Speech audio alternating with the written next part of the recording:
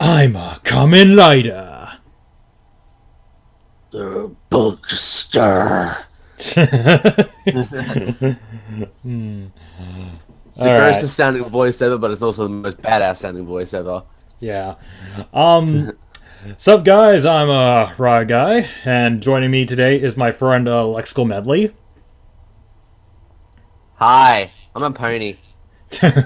Yeah. You may have seen him. He was in our He was in I was in his Ghost retrospective podcast, which is now on my channel now. I mean, still on his, but you can. Yes, because It's, it's unlisted. It's unlisted, and in a playlist with another podcast that we did on the first like 20 or so episodes of season 6 of My Little Pony. So yeah, but yeah, which hopefully we can continue pony discussions since I love talking about ponies. If you can't tell, because I am a pony, so I'd love talking about ponies. I think it's only natural. yeah. Anyway, today we are going to be discussing our current thoughts on Kamen Rider Ex-Aid. Now, just a fair warning, I haven't seen episode 36 yet because I don't know if it's even been subbed. So I only have knowledge up to episode 35. All right. I, I, I, same here. Yeah. All right, so we're on the same page. So we Yeah. don't have any comments on Mitaki's debut. Yeah. So, woo. So yeah, we might do more of these, often, and might do one for Q Ranger whenever we get down to that. But I kind of want. Fun. Yeah, it's gonna be fun. We don't like Q Ranger. I've only seen 2 episodes of it, and it's all I can't even. Yeah, I'm all.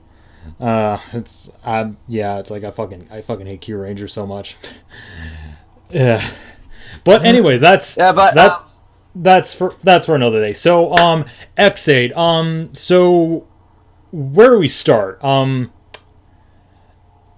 It's for me. It's a decent series. It's a decent series so far.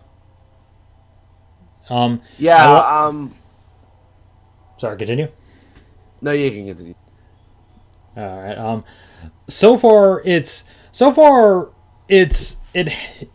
I'm liking it. I'm liking it more than Ghost. I mean, I'm liking what it's doing. I like a lot of its ideas, and a lot of it is doing pretty fine for the most part. Yeah. Anything you want to comment on? Yeah, I'm enjoying Ex-Aid a lot too. But then again, Ghost hit a new low for me, so I don't think Ex-Aid could really go deeper into rock bottom. But no, it hasn't. I'm enjoying Ex-Aid a lot. I like its story. I like some of the characters. I don't. There are, I like some of them. A few of them I don't really give two fucks about, and there are a couple I just can't stand. Yeah. Where? Yeah. But so far I like its ideas. The video game theme I think they're doing excellently. I like they're really incorporating video games into the plot and the style and how they transform and how they use their weapons. Like this is definitely a video game themed Kamen Rider, and I've been enjoying that so far. Like just the aesthetic and the style of Ex-Aid has been very enjoyable. Like compared to Ghost, where it's supposed to be supernatural, but it doesn't really feel supernatural. They didn't really do anything with the Ghost theme. Yeah, it's like they did absolutely nothing with the Ghost motif. Like the closest thing we got was that the only things that were ghostly in it were that Takaru was dead and the Ganma were essentially just what were they again? Spirits, yeah. Yeah, but they weren't really ghosts, and it's like it's just like and all right. And for something that's supernatural, it felt a bit too sciencey. Like, yeah, but that's Ghost. But that's Ghost. But yeah, so yeah, well, we're gonna talk about aesthetics later, but I do love a lot of its aesthetics. I do love the Gashettes as a gimmick, but Yeah. Yeah. Where it suffers is, well, a couple of annoying tropes that have carried over from Ghost. Yeah, such as dumb humor, um, hokey, like Dumb hokey, humor. empty speech, Yeah, dumb humor, hokey hollow speeches about how awesome we apparently are. It's not as bad as Ghost, and the hokey speeches they're a little more not about humanity, but they are about smiles because yeah, okay, just one thing. I have no idea if that's the actual Japanese. They're actually literally saying smiles in Japanese, or and it's and like when people translate it to smile, it's the most literal thing they can do, or they're actually saying something else that translated to smiles is just so silly. But if they replace smiles with happiness, it sounds so much better. It sounds yeah, so much less. It would be so much less cringeworthy. yeah. And early on, it also kind of suffered from the same problems as Ghost. Like every week, we're getting a power up. Just like, just like Here's a gas hat. Here's a Here you gas go. hat. Here's a gas hat. Buy it. and Buy it. You want to buy it. Buy it. yeah. I gotta close my door here for a second because my dog just walked in. Yeah.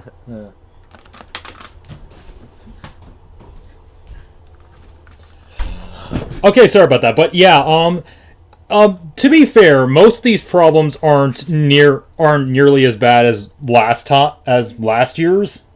You know? Yeah, because like one thing that the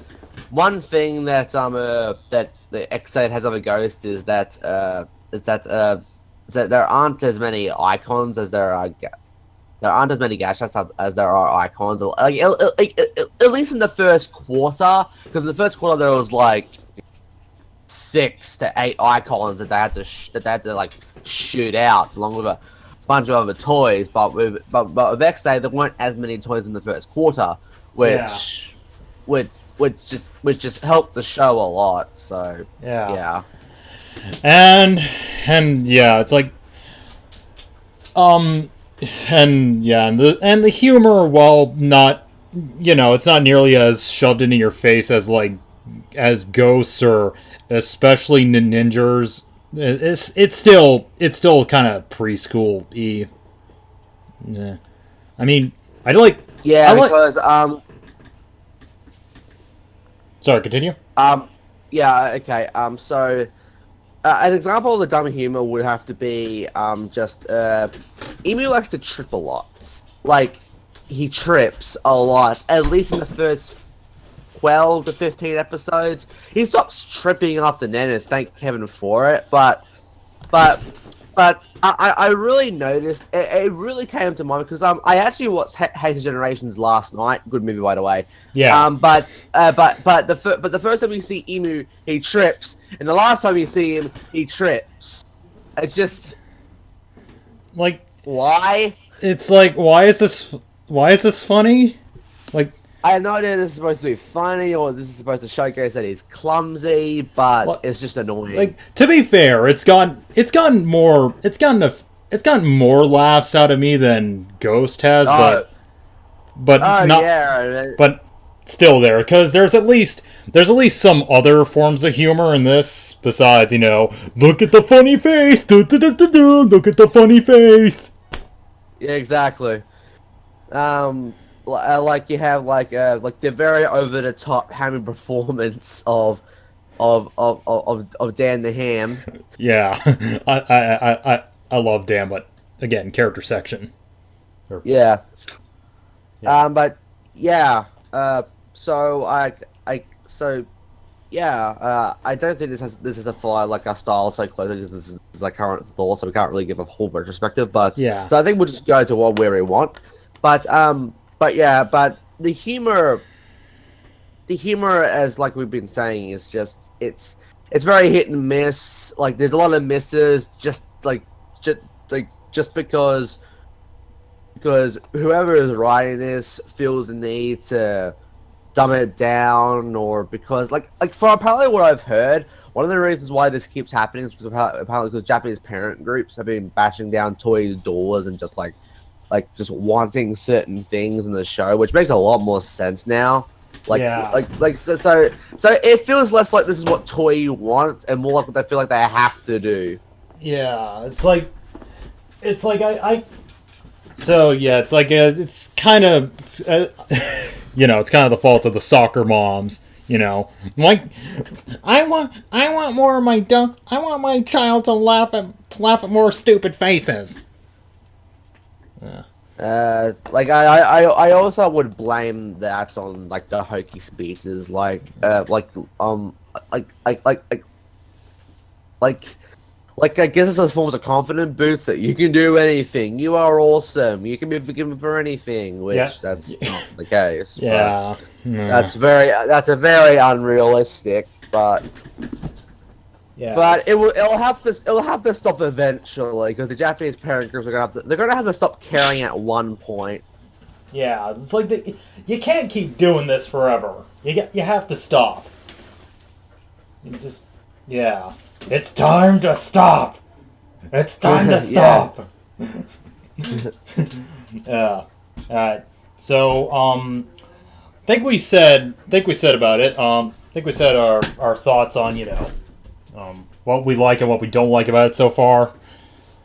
You know, in terms of plot and so. Okay, I'm liking the story so far. I do think it's actually captivating. Unlike Ghost Story, which I couldn't force myself to be captivated because everything else around the story was so annoying or so hollow or so cringeworthy that it was incredibly hard for me to give a fuck. But here, they don't have those trappings and those failings. And the story is actually pretty good. I'm actually enjoying it so far. I want to know what happens. Maybe not specifically to these characters, but I do want to know what happens because there are some things I care about. Despite my opinions on Hero, I am interested in the backstory, and I do want him to get his girlfriend back. I am sympathetic enough that because I do want him to have his girlfriend back. Like his betrayal is dumb, but but still, I want to see him get his girlfriend back. I want to see Tiger become a better person. I want to see these characters to an extent triumph. Maybe not so much Emu, but honestly, my opinion of him has gotten a lot better as time goes on. Because as time goes on, he annoys me less. Because he's not speechifying anymore, and he's reacting more accordingly to the situations. He's acting more like a normal human being would, and he feels more like a doctor now. So when so part of me, I do want to see Emu succeed. I just wish that his motivations could be worded better than I want to protect the smiles of my patients. Yeah. If it was worded a lot better, I would be less harsh on it. Yeah. The smiles sound so cringeworthy. Yeah, it's like Emu. I guess we should go into characters now. We'll just go into characters. The story's captivating, and we'll get into more detail once Ghost ends, and we can give a full Ghost ends. Don't you mean Ex-Aid? I was supposed to say Ex-Aid. But yeah. All right, now on to characters. Emu. He's kind of bland. Yeah. Yeah, but he's I did hate him at the beginning, but he hasn't gotten on my nerves. He hasn't gotten on my nerves lately, but he's still just kind of boring for me. Just he's still boring. I think Ghost really taught me to fucking hate these hokey speeches because the more I see him and the more I see him repeated, the more I realize the more I realize that these aren't sincere. They're doing this because they're doing this because they think this is the right thing to say, and to keep Japanese parents happy. Yeah. It's like So yeah, and like again, the big again like my least favorite emu moment just has to be like the last appearance of Dan for like a good I guess the original Dan, not Shin Dan Kuroto, whatever you wanna.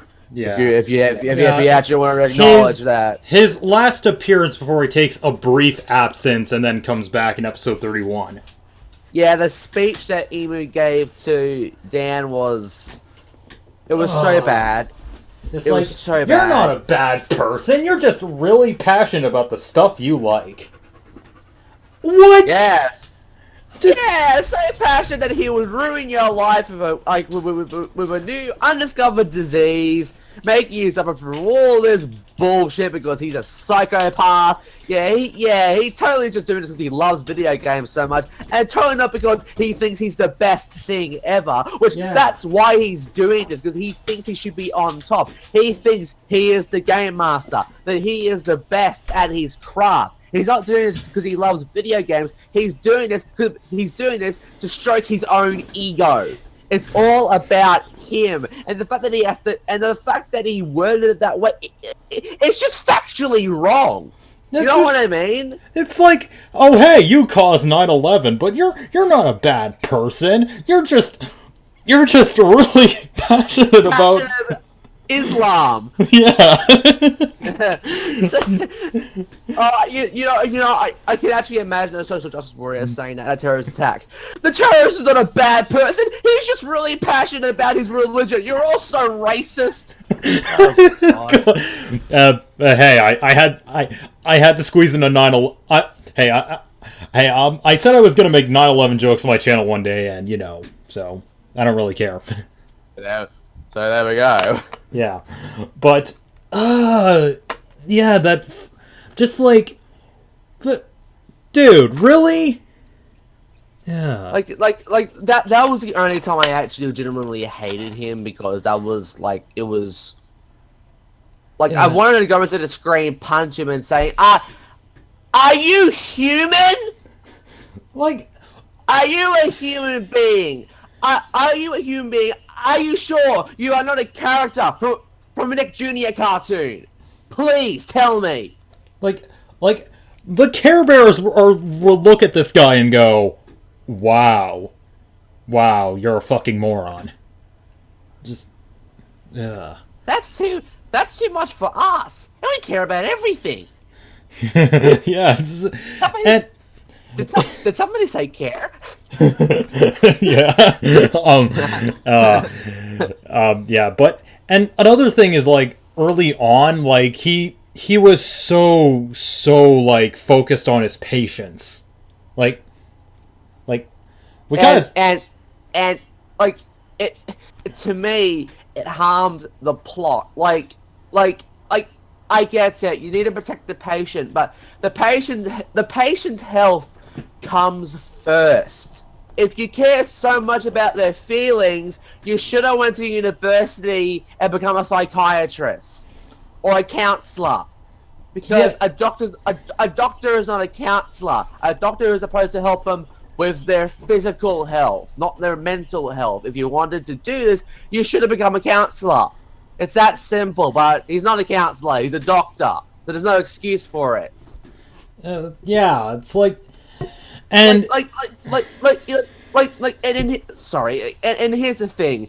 It's not a problem just because it's hokey and it's cringeworthy. It's also a problem because it actually, it hinders the story. If Emu wasn't so dead set on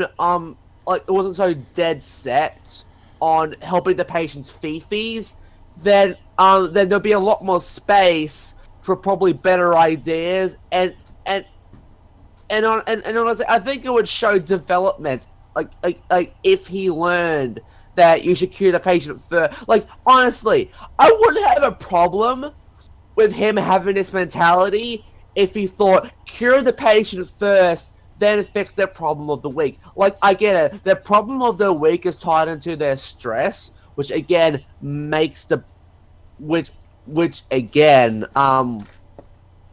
makes the bugster virus more like the bugster virus stronger in their system. But if he just destroyed the bugster, then they'd be cured, and then he can fix their problem. Like, yeah, maybe it'd become a formula, but to me, it would be a lot more natural and it'd be a lot more smarter. Yeah, it's like, You know what I mean? yeah, it's like it. Then wouldn't doesn't destroying the bugster kind of, cure the virus anyway? Yeah, it does. If you destroy a bugster, then bye bye bugster Yeah. virus. Yeah. So again, sorry, I'm starting to repeat myself. And So I don't again, and I don't mean to come off as dumbfounded when I say that. It's just like it's just like it's yeah, you're curing the patient anyway. exactly. It's like this is your job. You are a doctor. Your job is to cure them of the disease and make sure they are okay with their physical health, their biology, not their mental health. You are not a counselor. You're not a psychologist. You're not a psychiatrist. You're not a pediatrician. You're not any. You are not an expert in these fields. And and to me, it's just like, again, if he wanted to do this, he really should have been in one of those positions.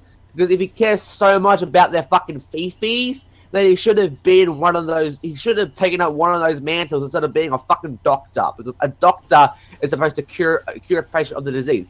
Which is why whenever Hero comes up on screen, at least early in the show, and called Emu a fucking a fucking scrub for what he was doing, I was on Hero's side because he's right. You're supposed to cure the patient. You're a fucking doctor, not a fucking not a guidance counselor. You know what I mean? Just Yeah, and yeah, it's like, look, he's gotten less irritating for us in the recent episodes. yeah, at this point in the show, he's not spouting nonsense about the smiles of these patients. He's just doing his fucking job. Yeah. Which I'm a lot happy with. He's doing his job, and he's not making a fucking grandstand. He's not making a grand stance about it, unlike Takaru last season, where every episode he made a grand stance about what was going on, which was like, fucking annoying. Yeah, and really, I think his the best thing about him is, well, the best thing about him was his genius gamer personality. Yeah, which turns out actually isn't him. That was a it's powered. I know, but Parad. Parad. Yeah. Parad, palette, tomato. I say Parad because his name, I call it Parad because one, his name is derived from paradox, Parad, and in English it has an R there. I'm English, so I'm gonna say Parad, and I'm not gonna go with weird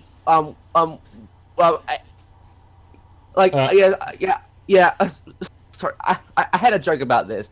I'm gonna follow the actual English spelling instead of Toy and Bandai's with sexual fetish for the letter L. All right, fair enough. Yeah, it's like the genius gamer side. His genius gamer personality, I like so much better. Even though it's actually he was he was cocky, he was arrogant, but he was actually here's the thing, that was actually entertaining. Yeah. It reminded me of Tsukasa, or Shinosuke when he gets really smarmy, stuff like that. Yeah, it's this guy's funny, honestly. I mean, yeah, he doesn't care. Yeah, he's not giving a single shit about the patients, but he's funny. He's not exactly a Kamen Rider, but he's a more entertaining character than the guy we're actually supposed to care about. That's not a good thing. Yeah. And I think yeah, it's like I did kind of like him in Heisei Generations. Well, yeah, it's like Uh, I did like him a I lot. liked him just. Yeah, it was like I liked him and Takaru just fine in Heisei Generations, but even then they were still kind of, going on about their speeches and all that. They didn't really speechify, but there was such a fucking bromance because it was such a fucking bromance. Hokey, I'm Hokey too. Hokey handshake. Yeah, but to me, it's like yeah, I agree there. It's like, but I don't know. I didn't mind either of them in the movie. So I fucking swear, if Build next year is another is is another Takuru or Emu, I'm going to fucking blow my brains out because we need a fucking break from this. yeah, it's like, but yeah, and yeah, I will admit the story behind him having a bugster virus is actually pretty interesting. So he's got that. I love his backstory. Like I'm stuttering. I love his backstory. I love what they're doing with it. Like, like the reason why, he can create his own games inside the gadgets, is because he has the original strain of the bugster virus, and because of his imagination, because he has game ideas in his head, because he's a nerd, he can create his own gadgets, and to me that's really cool. God, I keep stuttering so badly.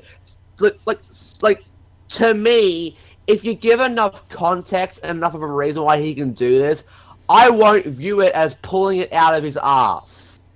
Unlike Takaru, when getting the Mugen icon, where it was a bunch of bullshit. The icon just came out of nowhere because Fifis. Because no, it was the power of friendship. Yeah, power of Fifis.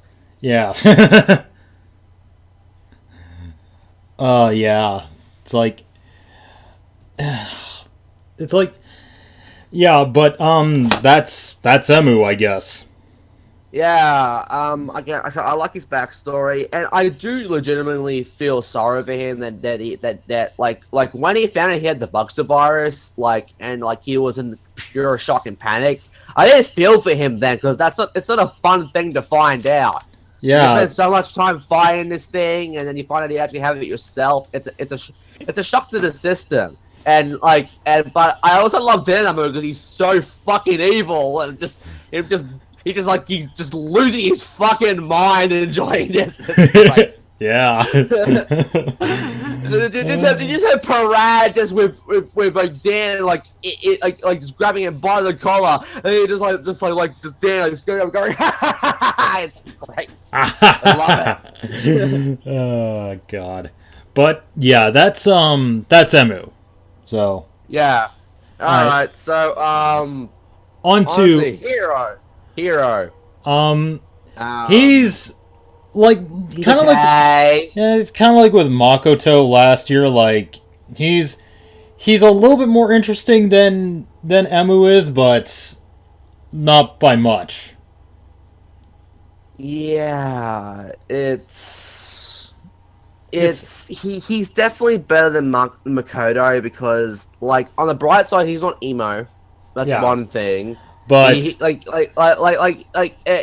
he isn't constantly bashing himself over the head for his sin, which by the way, which might remind you, his sin was wanting to save his sister's life. It's nothing wrong with that. Someone else's life, which one could argue it's selfish, but he's trying to protect his family, his flesh and blood. Yeah, it's like it's like we said in the Ghost podcast. It's and again even Takaru said it's not a big deal. The guy I hate, the guy who I want to punch in the face every single time he makes a dumb speech about how awesome we apparently are. That was the first time I actually really agreed with him. and I'm like, wow, you're right. Yeah. And Makoto, you worship the ground he walks. So agree with him. No, he whines about it for most of the other fucking show, and it gets fucking annoying. Yeah. But yeah, Hero, he's a little more interesting than Emu and a little bit more interesting than Makoto, but that's not saying much. He has the backstory. He has the motivations. I like the setups for his personality. There are things about his personality that I like the setups and the ideas and why he acts the way he is. Yeah, But his actual personality, which is just being a stick in the mud, it's not very entertaining. yeah, it's like, granted, I prefer his, method of removing the bugster because, well, he's more of a doctor than Emu is. He's a fucking doctor. Yeah. Yeah. One can argue that his ideology could get people hurt, and I do agree. But here's the thing: it works and it's efficient. Yeah. So basically, as long as it works and no one gets hurt in the long run, then there's no real reason to to be so critical about it. Because really, because okay, how do I word this? Like, oh god, it's like when Emu complains about not caring about the patient. Yes, maybe he could care about the patient's well-being a little more. I do agree with that. And here's the thing: as time goes on, their ideologies are mixing together. Like by this time in the show, Emu is a lot more efficient in what he's doing, but also Hero cares more about the well-being of the person that he's taking care of. So they are learning from each other, which is good because Takaru didn't learn a goddamn thing from anyone else in the cast. And So we're not saying this to rag on Ghost, but we just feel a lot of the mistakes that show had were corrected in Ex-Aid. So, well, for the most part. I love bitching about ghosts, so Yeah. that's just the thing. Like Yeah. again, as I will state many times, if you like Ghost, you have every right to love Ghost. If you love Takari's speeches, you have every right to love him. If you love Makoto's self-doubt, you have every right to love. If you love every single thing about Ghost, you have every right to. I won't judge you. It's all subjective. Opinions are an amazing thing, aren't they? Yeah, but I didn't like any of those things, and to me, Ex-Aid is doing them a lot better, in my opinion. yeah, for the most part. For the most part, yeah, but and the whole thing with him turning on Emu, it's kind of dumb. it was kind of dumb because I can't exactly remember what Deshinta said in his Tokyo vlogs, but he pretty much gave an entire idea on, like, he pretty much said why this was stupid. Because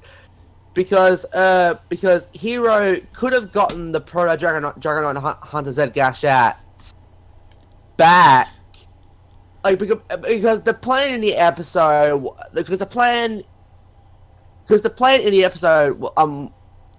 was that because right now Kuroto himself is a bugster.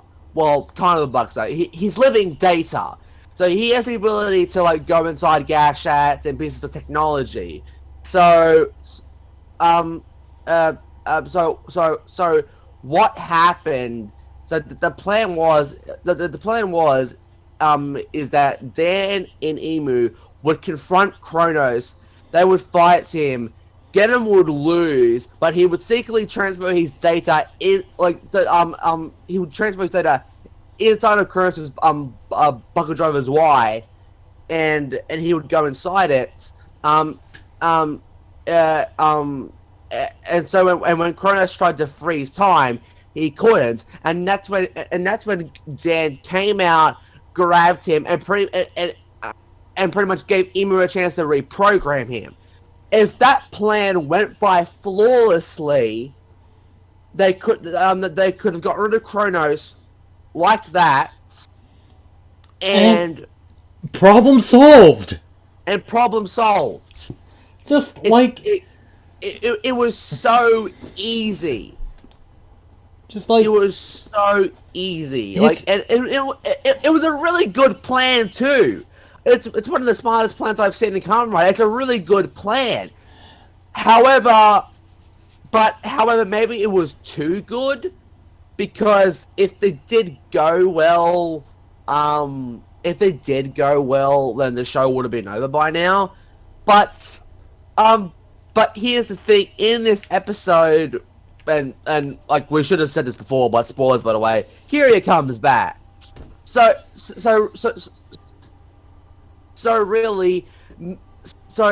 maybe they shouldn't have waited to introduce Laser Turbo at the end. Maybe they could have had him swanter in, remove Kuroto from the Bug Blazers Y, and then maybe the plan wouldn't have happened. And then maybe you wouldn't have to have Hero do the betrayal. If you wanted Hero to do the betrayal, that's fine, but there's probably better ways to do it. This is not a very good way to do it. It comes out of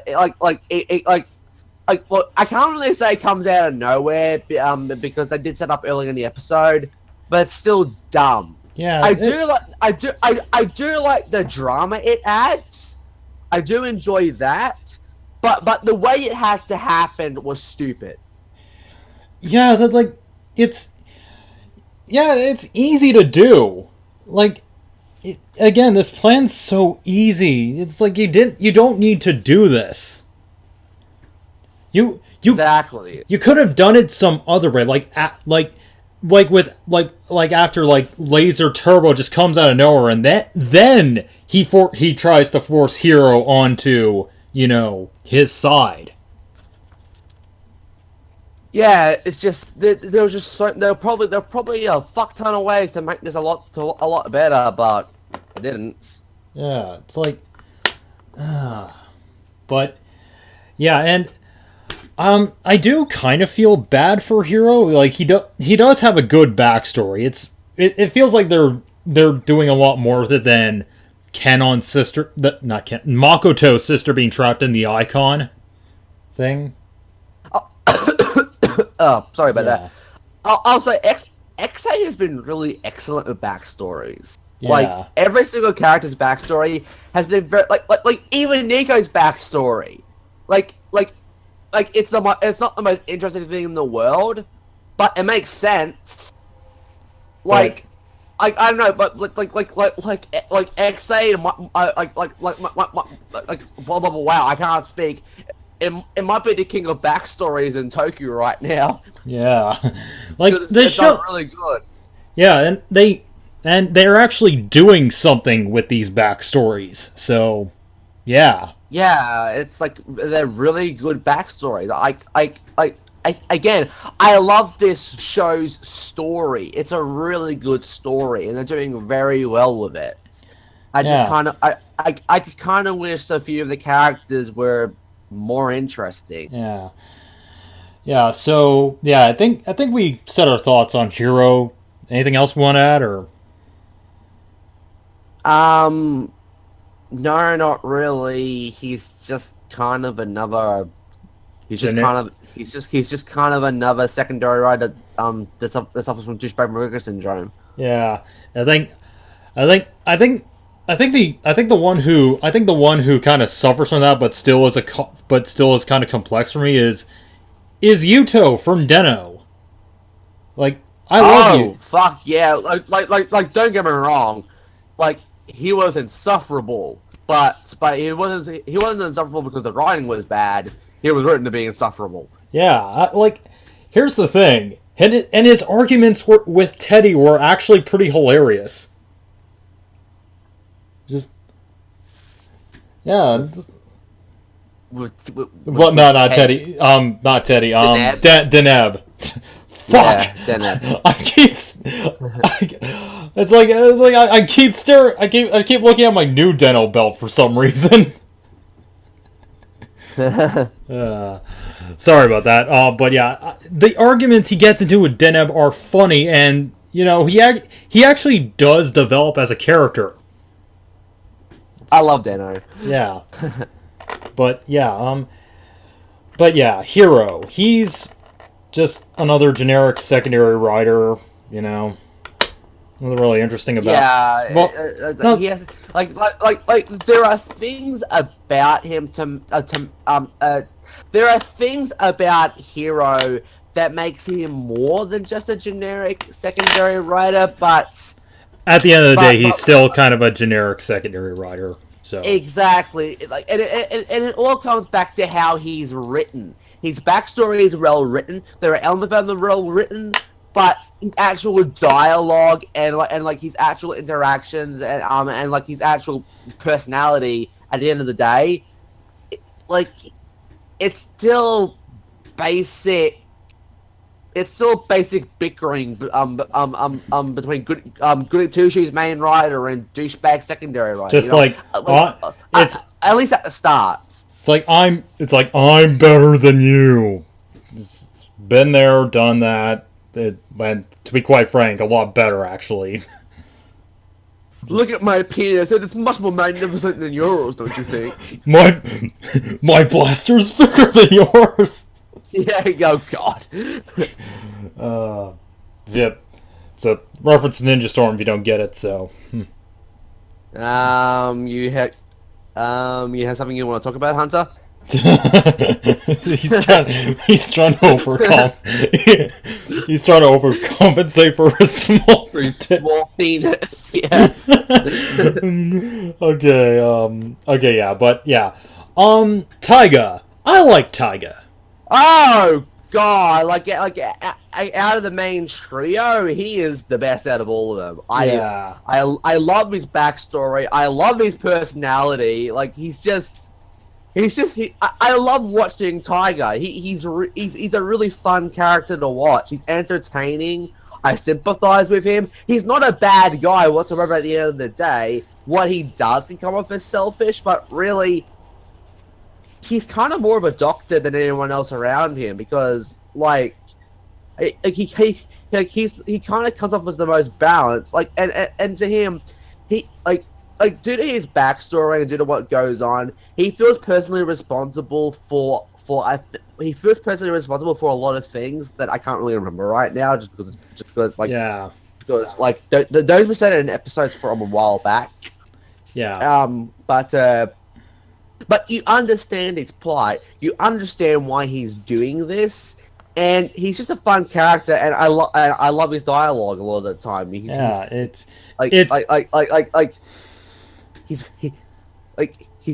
very sassy. He insults everyone, and it's great. Yeah. Although, can I just say how incredibly redundant the arguments between him and Hero got? Oh god, okay. If Ex-Aid has one problem, I love a story, but in the show, at least for the first 25 episodes, everyone loves to bicker. Everyone would bitch and moan about what's right, what they should do. We should do something. Should we do something? We should do something. Should we do something? We should do something. Should we do something? It comes up like that, and it's just like, it's like, oh my god, can everyone shut up? All of you, sit down and have a Snickers. Better? Can we all just hold hands and skip and all that stuff? Can we just hold hands, get along and sing Kumbaya together? Yeah. Instead, we just get. I'm not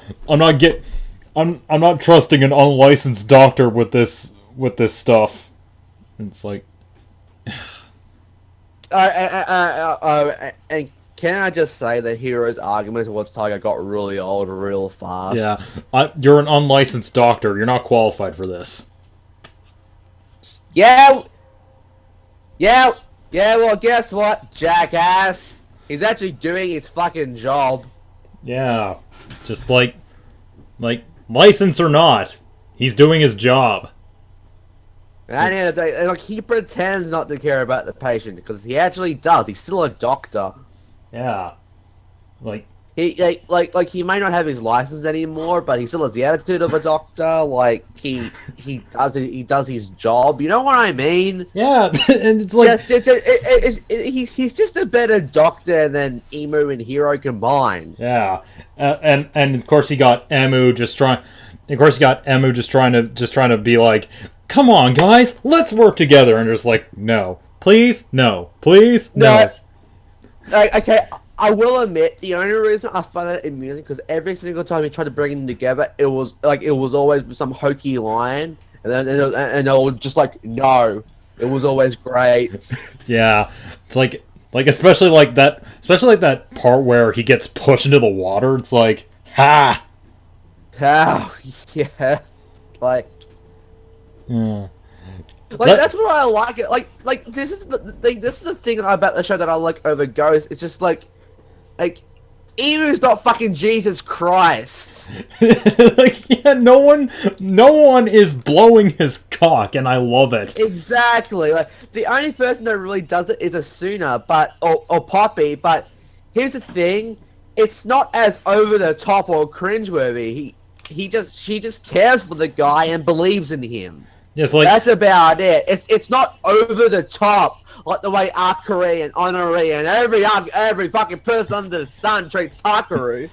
Takaru's so great. Takaru always flosses. Takaru never spoils his appetite. Why can't you be more like Takaru? He's an honor student. Takaru build a fucking volcano. Oh god, can I just say how confusing it was for me outside of his generations? Like wait, what? He's in school? When did this happen? Well, to be fair, he's been out of it for like a year now. Well, at the time, was he going to school though? I can't remember at any point during Ghost where they mentioned that Takaru was going to school. well, there was the special episode with the Ex-Aid cameo, but it's like a one-time. I don't know. Okay, all right. Well, I didn't watch that because I don't care. All right, but yeah, Taiga. I love the guy. I love his suit. I love the guy. I love the guy's sassy attitude. Yeah, it's just like he takes no bullshit. Like, I love it. But you also gotta realize he's still a good person. Bloody hell! Why am I stuttering so much today? It's fucking annoying. I apologize so much, ladies and gentlemen. Like, I try. It happens. And we're not really professionals here, so what can you do? Professional podcasting 101. Professional podcasting 101. Oh, always stutter. And don't comment. Oh, you guys should script your stuff, and it's like, why? It's a fucking podcast. Why would one script podcast not supposed to be scripted? Yeah, that's But yeah, at the end of the day, Taiga's a good person, but my god, he's just like, I don't care. Just yeah, it's great, and we'll get to Nico eventually, but as much as I don't like her, she actually does help Taiga to develop, and I actually do like the bond that's happening between the two. Yeah, like, I legitimately enjoy it. Yeah. Yeah, so that's Taiga. Yeah, alright. Okay. Kiria. Best character in the show. Oh yes, Kiria's great. I love he's like that guy at the party that everyone wants to talk to. Just Like I love his dialogue. Like I don't know if I'd call I don't know if I could call his dialogue like sarcastic, but I know he's more aloof. He's very aloof, and I love that about him. He's funny. Like he always has something funny to say, and he's just a ball to watch. Yeah, it's like he and yeah, it's like I love this. This is the kind of humor in that I like, not eh. Look at my stupid face. Yeah, I will admit, like Ex-Aid is doing a better job at doing multiple types of humor. Well, I don't know if I can call it multiple types, Different. but they're utilizing comedy in different ways. Like it's more than live action slapstick. Yeah, like it's actually snark and all. It's actually snark and all and other stuff. Like yeah, Like it's humor within dialogue. it's what it's that. This is funny. Not look at the funny face. Look at the funny face. Look at the funny face. But I yeah, love SpongeBob. but yeah, Kiria's humor felt welcome. Or no, Yeah, it was such a refreshing. It was just such a refreshing thing after having honorary every episode. Ugh. yeah, it's like he's like that guy that yeah, he's kind of an ass, but he's a likable ass. He's like Yeah, and he's kind of the least douchey out of all of them. So surprisingly enough, yeah, like like yeah, like he wasn't really a victim to like the intense amount of bickering because because he just wouldn't get involved. He's like the moment fights happened, he was just like, I'm out of here. just like yeah, he's like the and he is a lying prick, but he's got every reason to, so I don't really mind it. He lies because he thinks it's the best thing to do. Yeah. Yes, it's not the best thing to do, but again, his backstory, very well done. You understand why he does that, and hey, by the time he dies, he's not doing it anymore. He becomes better. Yeah, he starts to become a better person. Not that he ever really was a bad person. Or a better character, I mean. Yeah, damn it. He becomes more developed, is what I meant to say. Exactly. And, I'm stupid. Yeah, he's just there's not really much I can say because he was only there for 12 episodes and he's only just recently come back and just speaking of how I think of him now, I still like him. He's still fun. Yeah. Even when he's evil. Yeah. It's just he doesn't have as many snarky. He doesn't have as many good lines because you know he's kind of he's kind of very serious now, but I still like his presence. Yeah, and his presence is welcome. And even though it's kind of obvious, like what he whispered to Emu when after he reprogrammed him, just we know it's a plan. We know it's some kind of plan. It's a super duper top secret FBI plan. Yeah, and we can't tell the others because I don't know. Because, well, to be perfectly honest, I think they have the I think that's part of Kiria's style, carrying a facade, which helps make things better. So it actually is in character for him to do it, and I think once Emu found out what was going on when Kiria was with him, I think Emu knew straight on. Okay, we have to do this, and it will probably make things a lot easier because he trusts Kiryu, and Kiryu trusts Emu. And again, Emu is just a lot better now. He's not annoying. He feels more like as time goes on, he feels more like an actual human being. If that makes any sense. Yeah, it's like, and yeah, Kira is kind of Kira is great for Emu. I love the relationship they have. So Yeah, it's just like I'm sure it spawned many fan fictions, but whatever. But overall, Kiryu, he gets a thumbs up from me. He's one of my favorite characters on the show. It's hard for me to decide who's my favorite character. It's either Tiger, Kiryu, or who we're going to talk about next. Dan the Ham. I vote we do Dan now because well he's kind of part of the main cast now.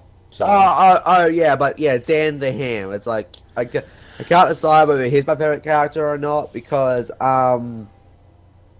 he is such a delightful screen presence. yeah, I love this dude so much. He's so He reminds me of Tim Curry in like It or some other movies. He's over the top, and you can clearly tell that the actor on screen is having a fucking ball doing this. yeah. It's like I don't know if it I don't know if it's actually the direction or if it's just he's just doing it for the lulz, but it's Either funny. way, it's great. It's hilarious. I love this guy. He's so hammy. Yeah. It's and yeah, it's like it's not. He's hammy, but it's not to the point where you can't take him seriously as a threat because he was a villain at some point. Oh no, he was a real fucking threat. Yeah, it's like he's funny, but it wasn't to the point where I couldn't take him seriously. It was like he's still a fucking threat at the end.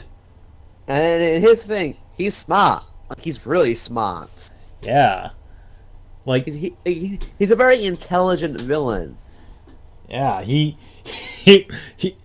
just like he's very. We kind of mentioned this before, but he's very very egotistical. He's deliciously evil. Yeah, he's like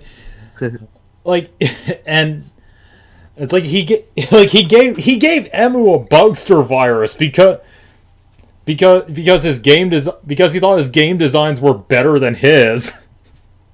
I know. Yeah, I know that sounds incredibly petty, but well, it is petty. well, but it's great. It just it shows just how low he goes, and it just makes him such a great villain. It's just they're building like they're writing in why he's like this, and they're telling you from the beginning he is a petty piece of shit. He is human garbage. You are not supposed to like him as a person. And he's not. And here's the thing: he's not coming up with some dumb plan like wrecking Kimberly's parade float to hurt her fifis. To be perfectly honest, Kamen Rider is better than that anyway. Like it's more of a Sentai and PR thing. I can't really remember a time in Rider where they do something as silly as that. It might have happened, but I can't remember. It's like he's not hurting people's fifis. He's actually committing murder. He's committing murder. He's hurting people. He's causing destruction, public chaos. He's a villain. And he's a fun villain to watch. Yeah, it's like this guy is amazing. Yeah. And yeah, it's like and you know, I don't mind that he's that he's a good guy now, because even with that he still kind of got his, you know, crazy side to him. He's not really a good guy. Well, okay, now. He's just doing he just wants to get rid of Parade and his father. That's about it. That's the only reason he's doing this. Yeah, it's like He's still cray cray, but it's like, and and I don't really mind that like I don't mind that. Yeah. Just like I don't know what I was gonna say at the Yeah, end. yeah, okay. My only problem with him right now is that they honorified him a bit, in which there are times where he's faced like he feels the need to run to the camera and yell like a maniac. Just ex- except just like I'm no longer Dan Kuroto. I am Neo Dan Kuroto. Shin means new or great. I don't know. I don't know why Subs feels the need to translate it to Neo, because that's not the actual I translation. said But I said new. new. Oh, okay. I didn't say Neo. I said new. I am. I am so adverse to the word Neo. God damn it. Just sorry, sorry about that, but That's okay. God, I'm so Canadian. It's just like always hear the same kind of story. Break your nose and they'll just say sorry. Tell me what kind of freaks are that polite. And apparently it's true because I'm very freaking polite right now. Oh my god! Oh my god! Oh my god! I just dropped a little piece of paper on the floor. I'm sorry, I'm sorry.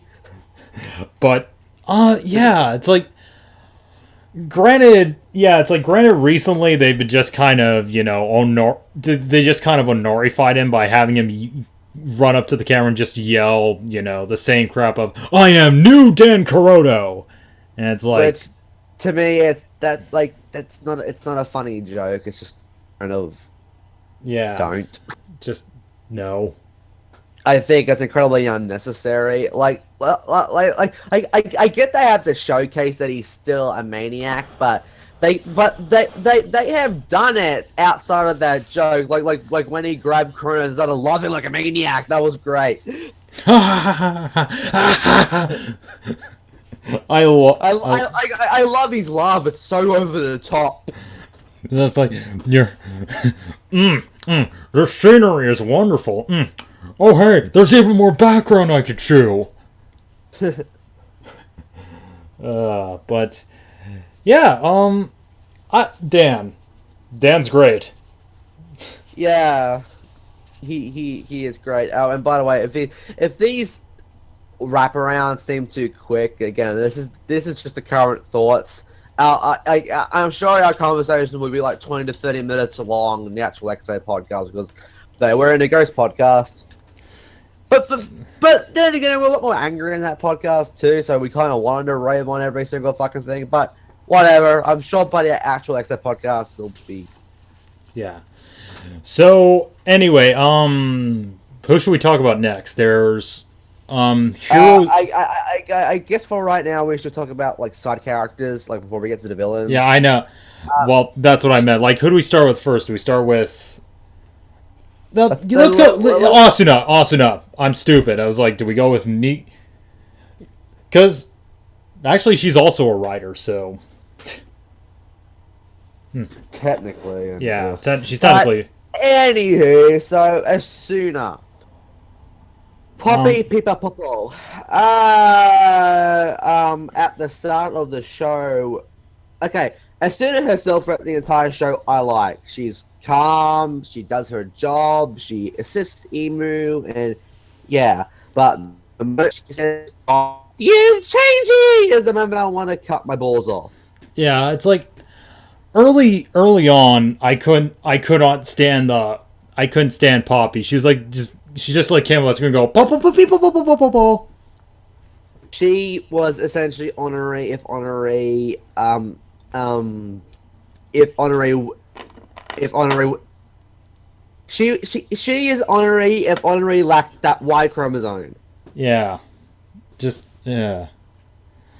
She thankfully has gotten better over time. Oh, recently, yeah. It's just like after she got brainwashed and became a writer, she's no longer She's no longer going. She's no longer doing stupid cutesy lines and stuff like that. Because that's my biggest problem with her. Is that she's so cutesy, but not in a cute way, but in an annoying way. Like Yeah. I have no real comparison, but I think Riley does, because I think there's this character in like a Digimon season that he found really cutesy. Yeah, it's like annoying. Like, here's the thing. I'm the type of guy who likes cute things. I watch a show about candy colored horses, for God's sake. Exactly. I love cute stuff. But here's the thing. With when it comes to stuff like, say, like with Poppy, I don't want to see it. I don't want to see it be abused. Like that's like and there's like other shows that kind of suffer from this for me. It's like I can't string my sentences for crap. I'm sorry, people.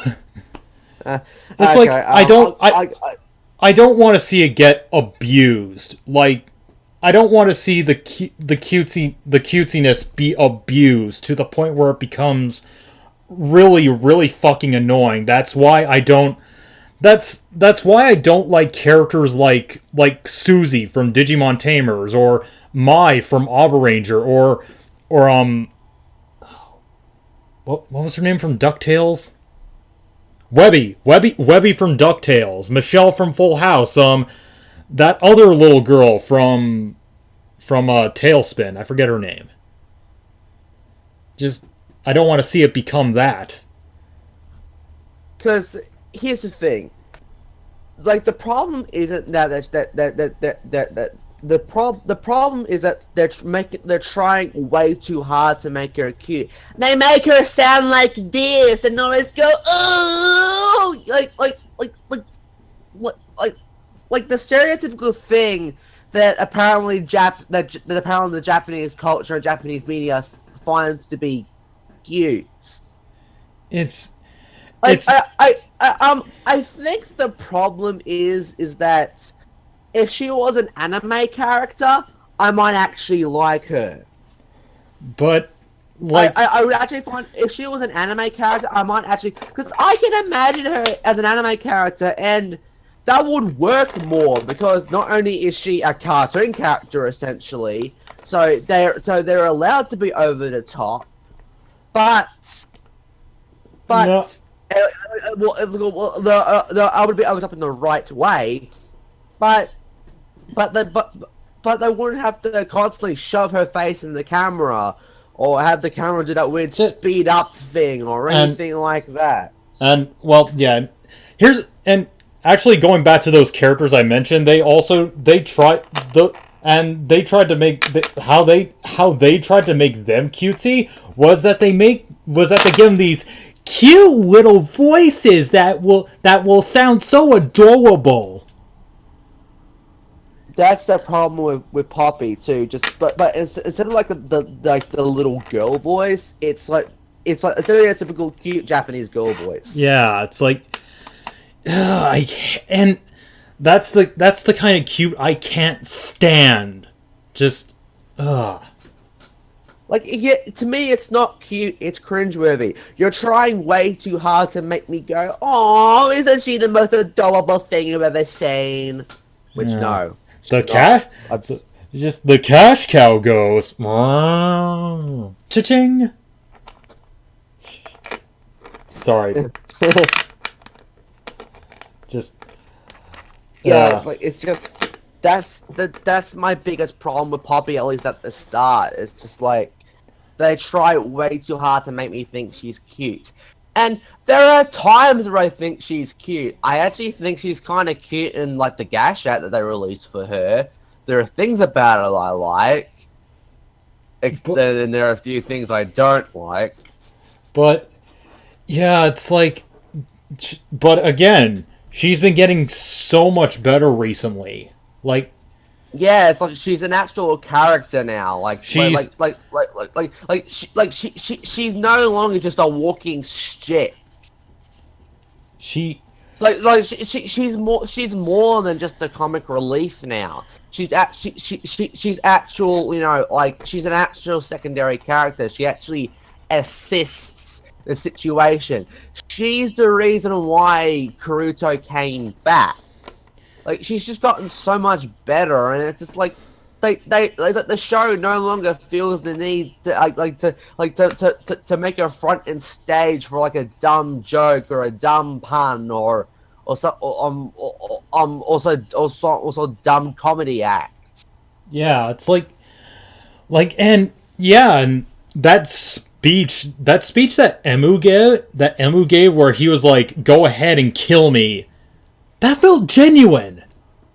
Yeah, it's like that was a great scene, and like what I also like about that scene is just because like Emu got across the message without a dumb hokey line.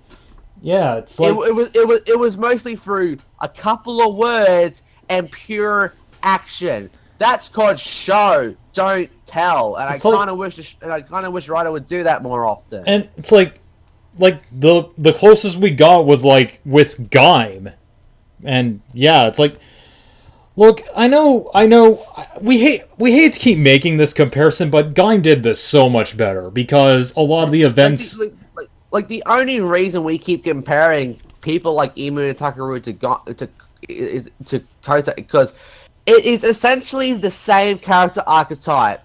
They are a good person through and through, and they just want to do the right thing. But the difference between Kota, Takaru, and Emu is that Kota from the beginning was written to be an actual human being. He was a fucking dork at the start. You saw how he played with a Sengoku driver and tried to make his own henshin pose and stuff like that. He was a fucking human being, unlike Takaru and Emma at the start of the show, where they weren't human beings. They were walking soapboxes. Yeah, they were just the trope with nothing to stand on, nothing else to stand on. Their only purpose was to be the main character and to be that guy that delivers the moral at the end of every episode. Yeah. Mostly Takaru because wow, because Emma's not really like that anymore. But it's so bad.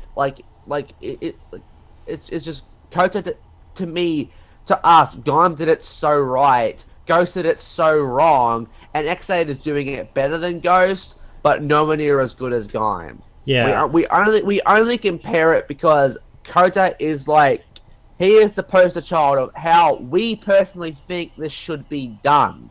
Yeah, and we kind of get why people would say Ex-Aid is the next Gaim, but it's okay, we get it because I get why, because there are things about Ex-Aid that feel like Gaim, they're taking something as silly as a game about fruits or video games and actually like really incorporating into the lore very well and just not making dumb jokes about it.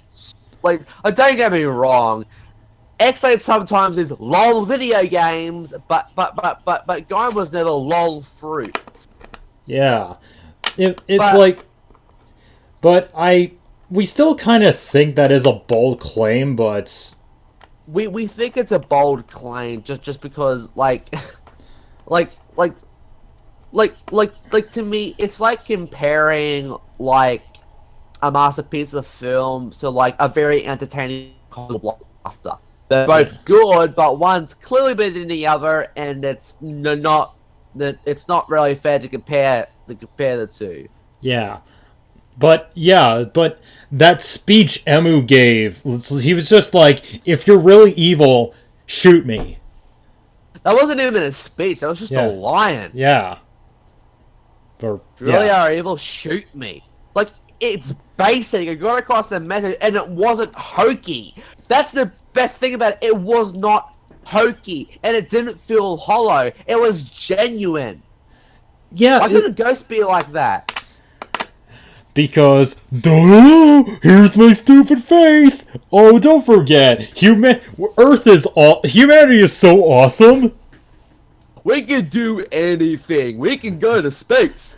We can go to space. But yeah, yeah, and I also found it kind of interesting that that Poppy's also like Kuroto's mom's bugster. Oh yeah, that was really interesting. But um uh. But what you originally think is that the reason why he let that happen was for the bugster data, but it was actually a double reason: one for the data, and two just to end his mother's suffering. Yeah. Like, like, and because currently right now it seems like the show is trying to redeem Kuruto, and and and and, and to me it, oh bloody hell.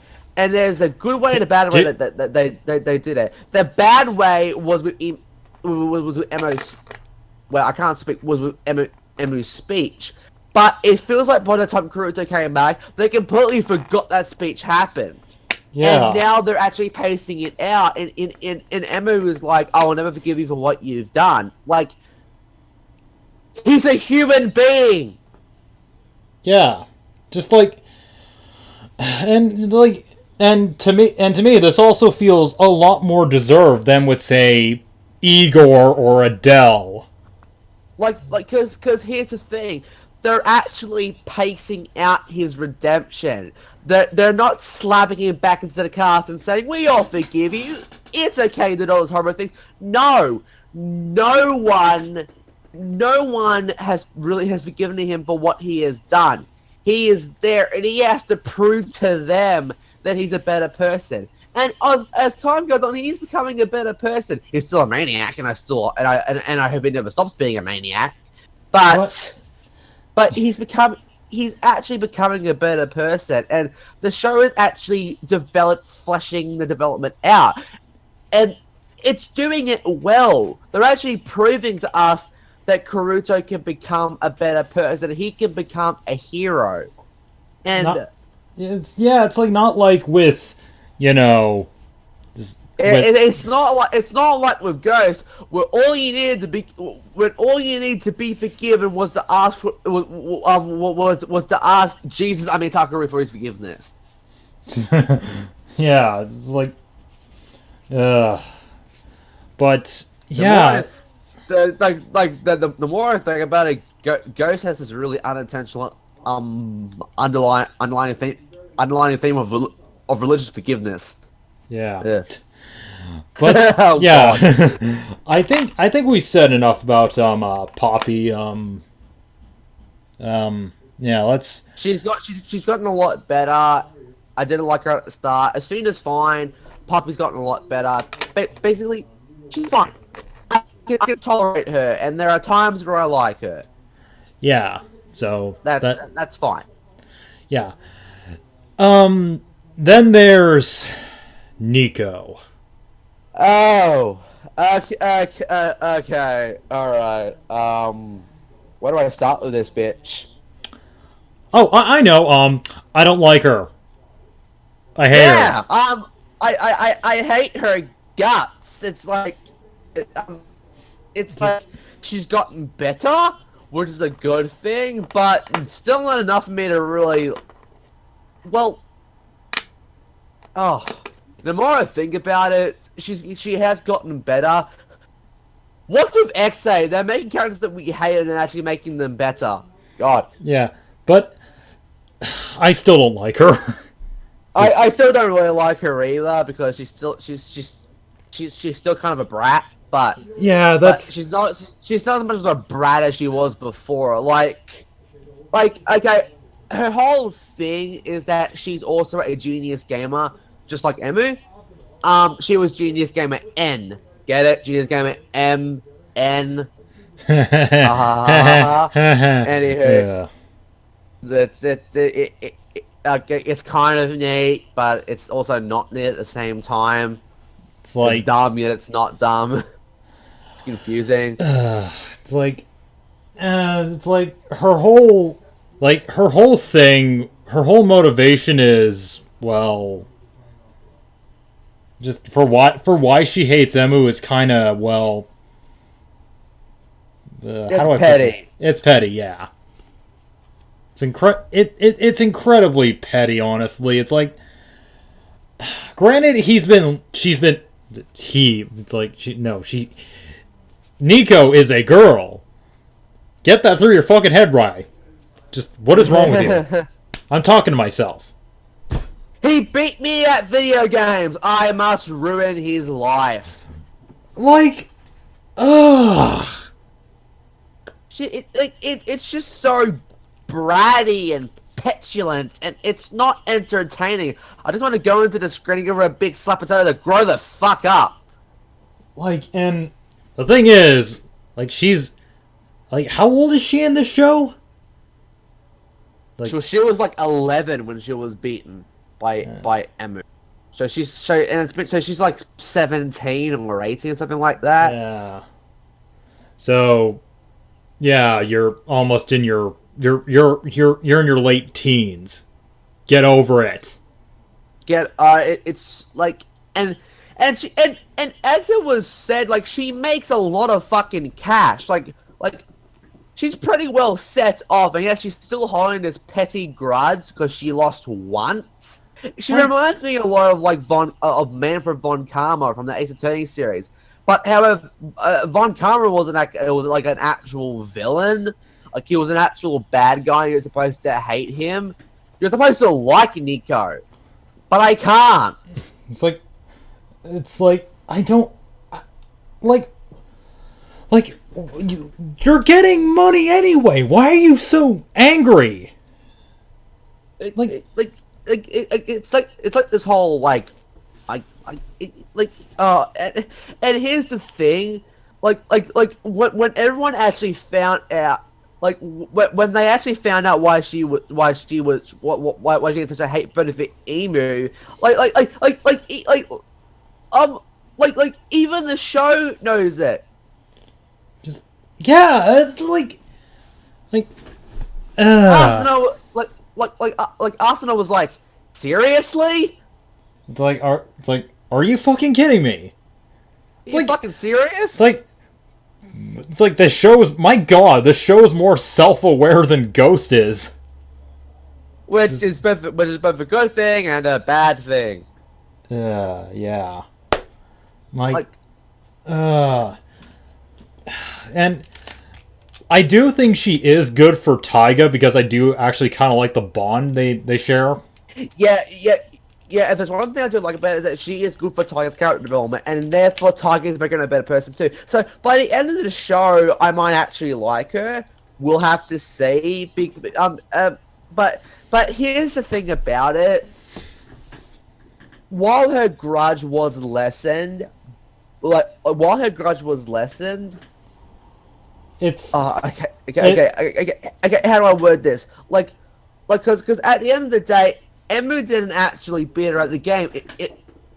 It was Parade possessing Emu, and so she wants to beat Parade. All right, so that makes a little more okay. That's fine, but I think it also kind of hindered the development Nico was having, because I kind of wish Emu did beat her, because I kind of wanted to realize she should get over it, and she kind of did. She kind of did. And she was a lot don't get me wrong, she still wanted to beat Emu, but she was less petulant about it. Yeah. And she's a rider now. That's because I hate that scene where she first transforms. The dance she does is incredibly unnecessary. They had to make a dumb lol-worthy like spectacle out of it, and I don't fucking get it. It's not like with Kyoryuger where the dancing makes sense. Like to be perfectly honest, while I am not shocked she would do something like that, because she is kind of an egotistical little bitch, so she probably wouldn't want to make a grand stance about it. But So while it makes sense for their character, it was still not fun to watch. Just like It just made me cringe. I didn't like when she went Nico kick, Nico punch. Nico, Nico, Nico! Shut the fuck up! Just like no, Alec. You're that's the good Nico. Oh yeah, I forgot because she's actually a fucking good character. I forgot. She's adorable. I haven't even seen Love Life yet. Nico Yazawa is a lot. Nico Yazawa is 1,000 times better than Nico Cyber. Yeah, just like and like just I don't like her comedy. Oh, I don't. I just. Ugh. But yeah, she's becoming less of a bitch, but it's like she's still a bitch at the end. Just I just also want to just complain about something like that was at the start of the show. And this kind of ties back into Nico. Like when Nico got sick with the bugster virus, and like she was just like it's just every single fucking person, like nearly every single patient that Ema is trying to help, like he always tried to help, but they always end up like pushing him away, calling him a moron. It's just like. Why is nearly every single patient an ungrateful cunt? It gets really annoying. It even happened in Heisei Generations. The guy that was having the bugster virus was incredibly ungrateful, and like that scene which is supposed to make Emu feel like he can't be a doctor anymore. Like he comes out of Dr. Pac-Man's bug visor, and he's just like, "You're a doctor, right? Save my life." I'm just like, oh, okay, fuck you. You can die now. Just like that was one of the most prickish things I've ever seen in my entire life. like yeah, it's like I look Heisei Generations. I love it. It's probably my new favorite out of the movies, out of the movie war movies. Even though it's not really titled Movie War, but it's still in that category. It is pretty much in that category. Like it's the end of year current cast and previous cast Kamen Rider crossover movie. Yeah, it's like, but I did not care for the patient. Just like no, just don't. You're a doctor, right? Help me. After what an ungrateful cunt. Just like it is. I mean, it is kind of impressive that he designed this puzzle game, but that's about it. That's just like, even though he's like a teenager, it's impressive, but that's about it. Yeah, and like one good thing came out of that. It could help inspire Dan to create perfect puzzle, which created Kamen Rider Paradox. I do like that. I do like a lot of how a lot of the events in the movie tie into the series. So that's like the only thing I didn't really like about it was just the Mighty Brothers showing up because like he got Mighty Brothers when Money Action X and Proto Money Action was shot into the Game Driver, and they somehow fused into the Mighty Brothers Alex Gashat. It's like, what? He does have. Well, to be fair, it's probably because of the bugster virus in him, but yeah. But here's the thing: when he got Money in the show, the Mighty Brothers double X Gashat came from a double Gashat that was filled with like a bat it was an actual Gashat.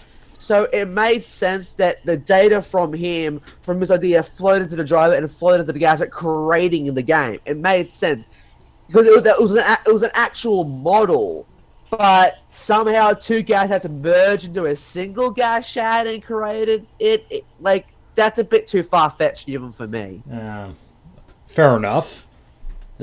Although I do like how this is actually a demo version, so it kind of and he doesn't remember a thing after what happened. So Oh, okay. yeah, so that to me kind of works. So,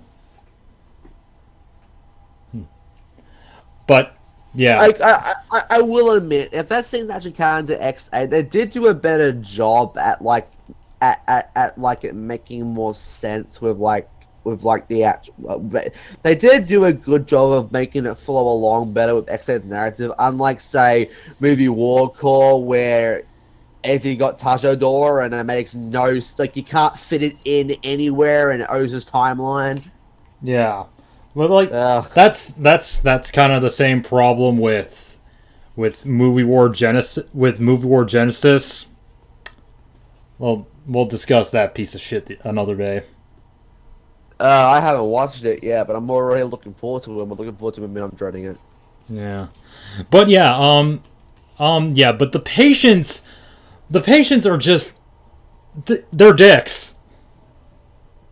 Just like all of them. Yeah, like well, maybe not all of them, because some of them are more understanding about it. But just just like to grab the patient throws him off. Grab the patient, throw off. Grab the patient, throw off. I am so sick of it. Yeah. Oh, I'm so tired of it. I'm choking. Hold on, sir. I'll help you. No, that's fine. Fuck you. Exactly. That's exactly what it's like. Yeah. Just they're ungrateful cunts. Just like, well, it's like granted it's like I don't really hate him as much as the characters of the week from Ghost. Oh yeah, they're still better.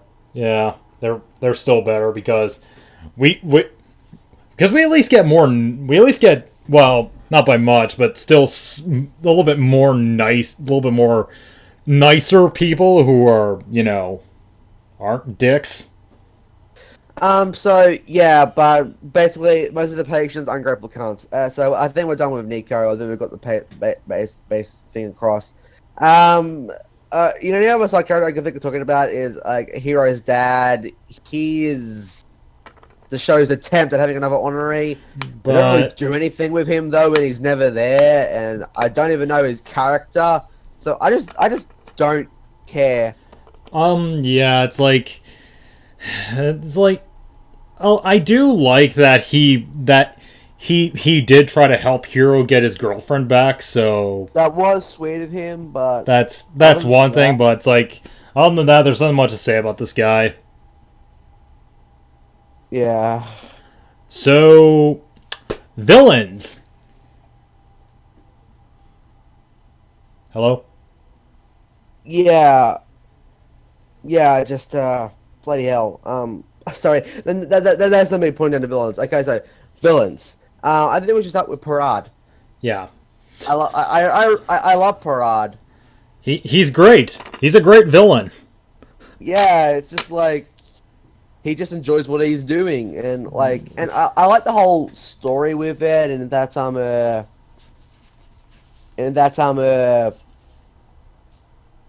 he was Emu's bugster. Yeah, I love the mystery behind that. It's like Yeah. who is this guy? Is he, They really built it up along the series. Again, this show is really good with backstory, really good with how it integrates the gas shots into the lore. Like, it really knows what it's doing, and I really like that. yeah, it's like I love how this is told. Again, it's a lot better than Ghost. Yeah, Just 10 times better than Ghost. and it's like Eh, can I just say how it's like funny after he got paradox level 99. Yeah. Yeah, just like how much he kept trying, how he kept before he possessed Emu's body, it's like Emu's mine. Oh God, yeah. It's don't That's my boyfriend. Pay attention to me. He sounded so whiny, and it's hilarious. Oh god, it's like, yeah, and it's like I also like I like how incredibly cocky they made him, but it's like Yeah. the moment Chrono shows up, he's like, shit. He actually started to get frightened, and he finally understood the value of life. Like I'm gonna take a wild guess and say that maybe the show might make him a good guy. And while a part of me doesn't like that, because I just kind of wish after Ghost, I just kind of wish a writer show would not be afraid of making a bad guy a bad guy. But if this does happen, they're setting it up a lot well than they ever did with Adele becoming a good guy or anyone in Ghost becoming a good guy, because no one was allowed to be evil in Ghost. Yeah, it's No like one. that. Like the people in Ghost deserved it less than like any character who got redeemed in MLP. Yes, yes, I went there. Come at me.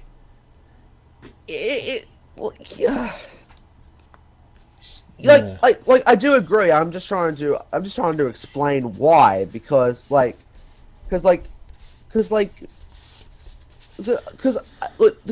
the same thing with Ex-Aid.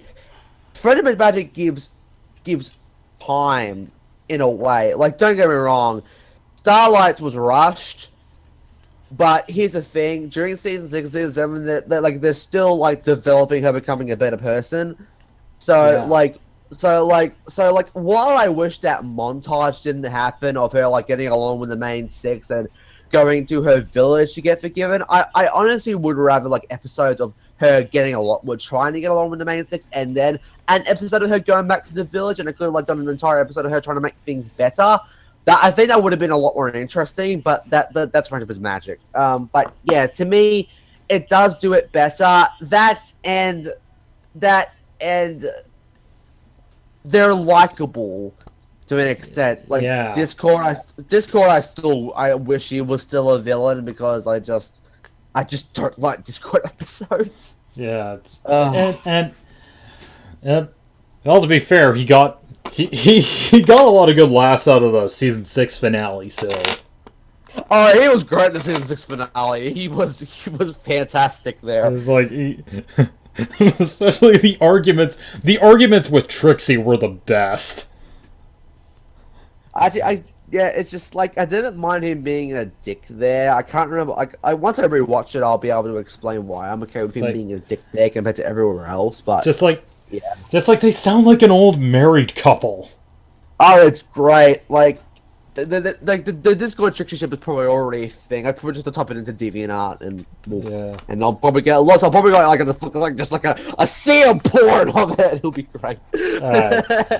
Okay, so but yeah, Palad or Parad, tomato. Parado, Palad. Like, I know the fucking like who cares? Like, if like all three are technically correct. Anything else we want to add, or? Well, we didn't really say much about him, so well, okay. Right.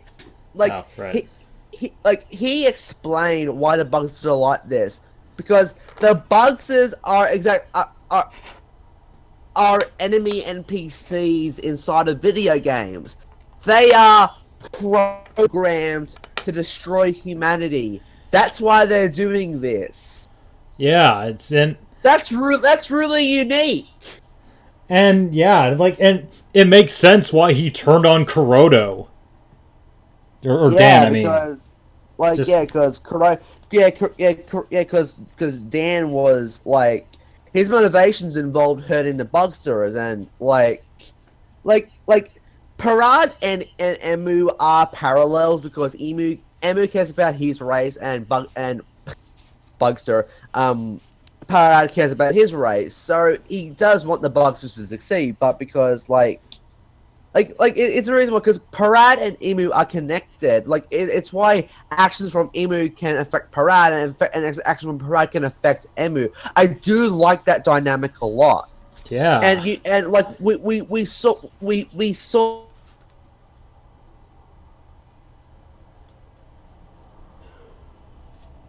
Hello? Hello?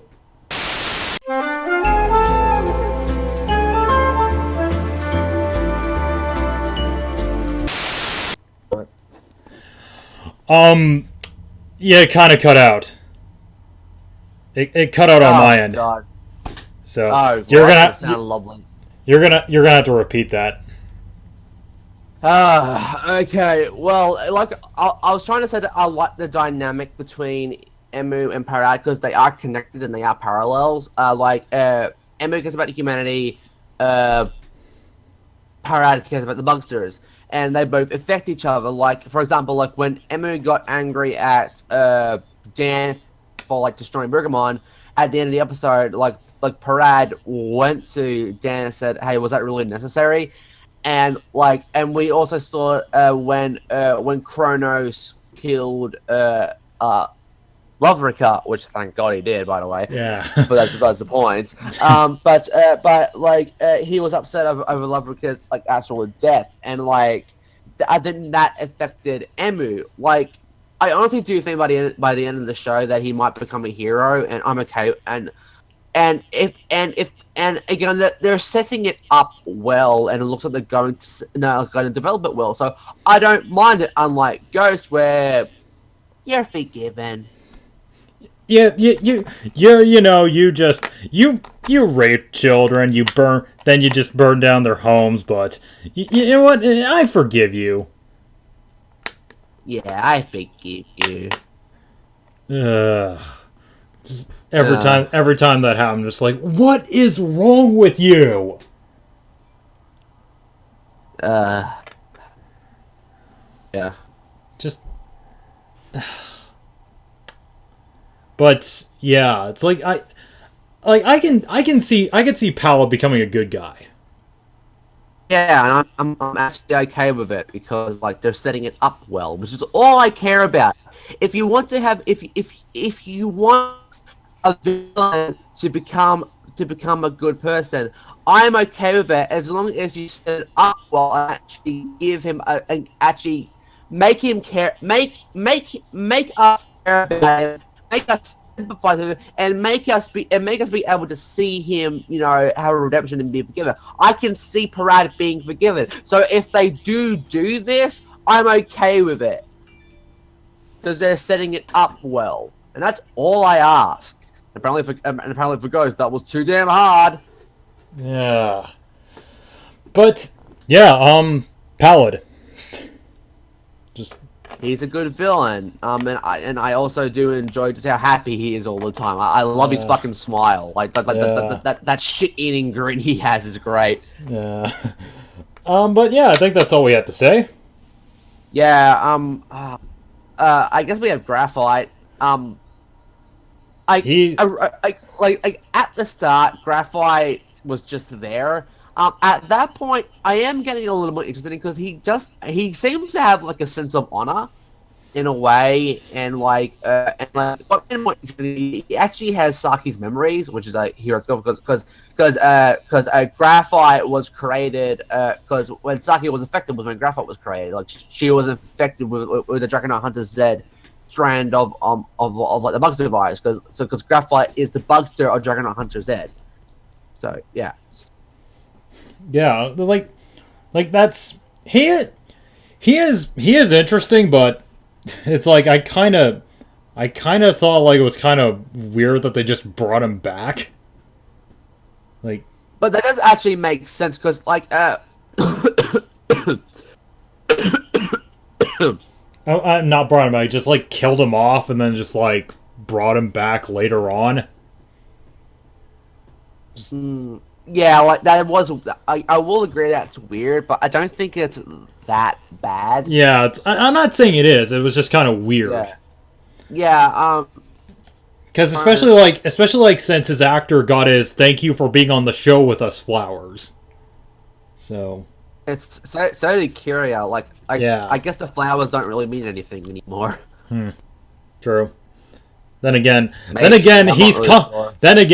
he's come back for Cho Superhero Tyson and the Go Rider Net movie special. So, I guess he wasn't quite done yet. I guess, yeah. So Like I have to imagine that just like in America, like actors have contracts, so I guess he had a contract to come back, but then they had the flowers thing. Like I don't really understand how Japanese actorships work. Like we just don't, so we could be wrong. at least I think Pal not Pal, no, Graphite got his thank you for being on the show flowers. I'm not sure. Mm, My he like he did because there were pictures of it, I think. uh, well, I can't remember. So yeah. Yeah. So, but yeah, Graphite overall, I can't. I do like him more. At the start, I didn't really have an opinion on him. He was just kind of there. Yeah, it was just But as time goes on, they actually gave him more of a character. Like apparently he has a sense of honor, and he wants to fight for his species. And he seems he and Parad seem like pretty buddy bud. So there's that. yeah. Yeah. Just like their BFF Facebook friends. Yeah. And what else can I say? I'm trying to think what else I can say. Like if there's something I do find confusing about Graphite is that I kind of wish they would choose who his rivalry is with, because there's a rivalry with both Hero and Tiger, but like, what should we focus on? Like To me, it's confusing. Like they gave him two rivalries, and I'm just like, can we pick one? Because most shows only have like one big rivalry. I'm not used yeah. to this. It's kind of confusing. Just like like and yeah. It's like it's weird. It's like what does Taiga even have against him? Like Um, uh, Graphite is the reason why he lost on Zero oh Day. oh right. I'm stupid. Yeah. Hmm. But but yeah, that's apparent. Yeah, that's what happened. Just But yeah, just like I get yeah, the rivalry the rivalry just confuses me because because it feels like the show doesn't really know what I want to focus on. Like most of the time it's Tiger.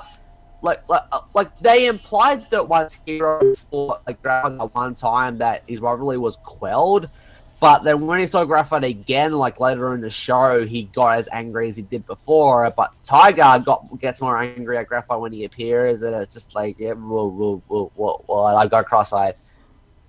just you're like, what the fuck, man? Like, what's going on? How am I supposed to feel right now?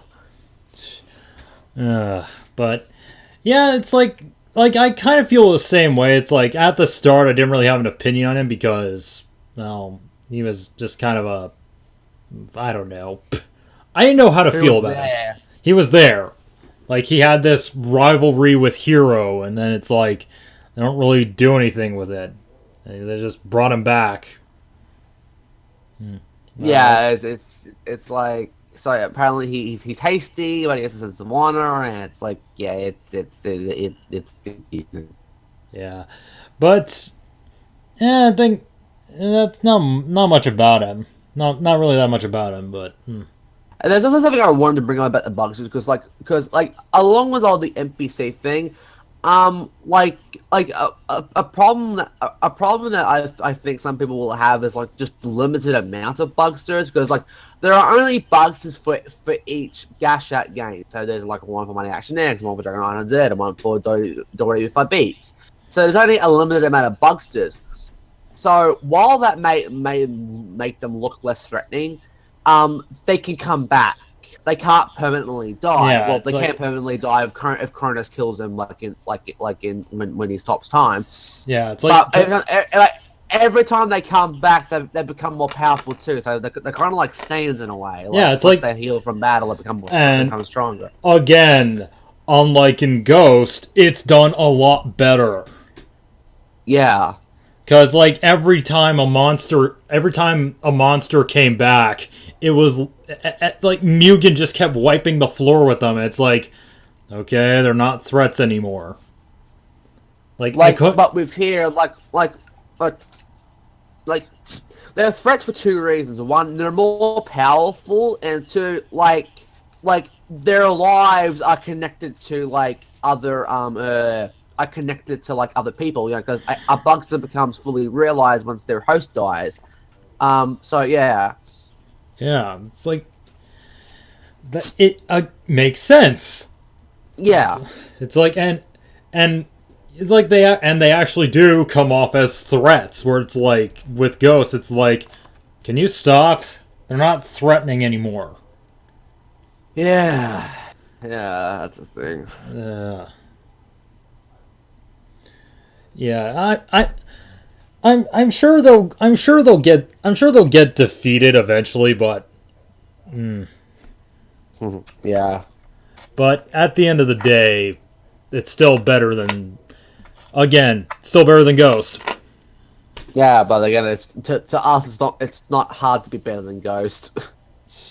Yeah, like Um, unless if like Bill does something worse, then we're gonna keep comparing. which, like, I don't know. It's like it could be a similar thing. Like Ghost was the ninja. This is Juoja, and next year will be Cure. Will be like the Cure Ranger of Kamen Rider. I hope not. Yeah. But Graphite.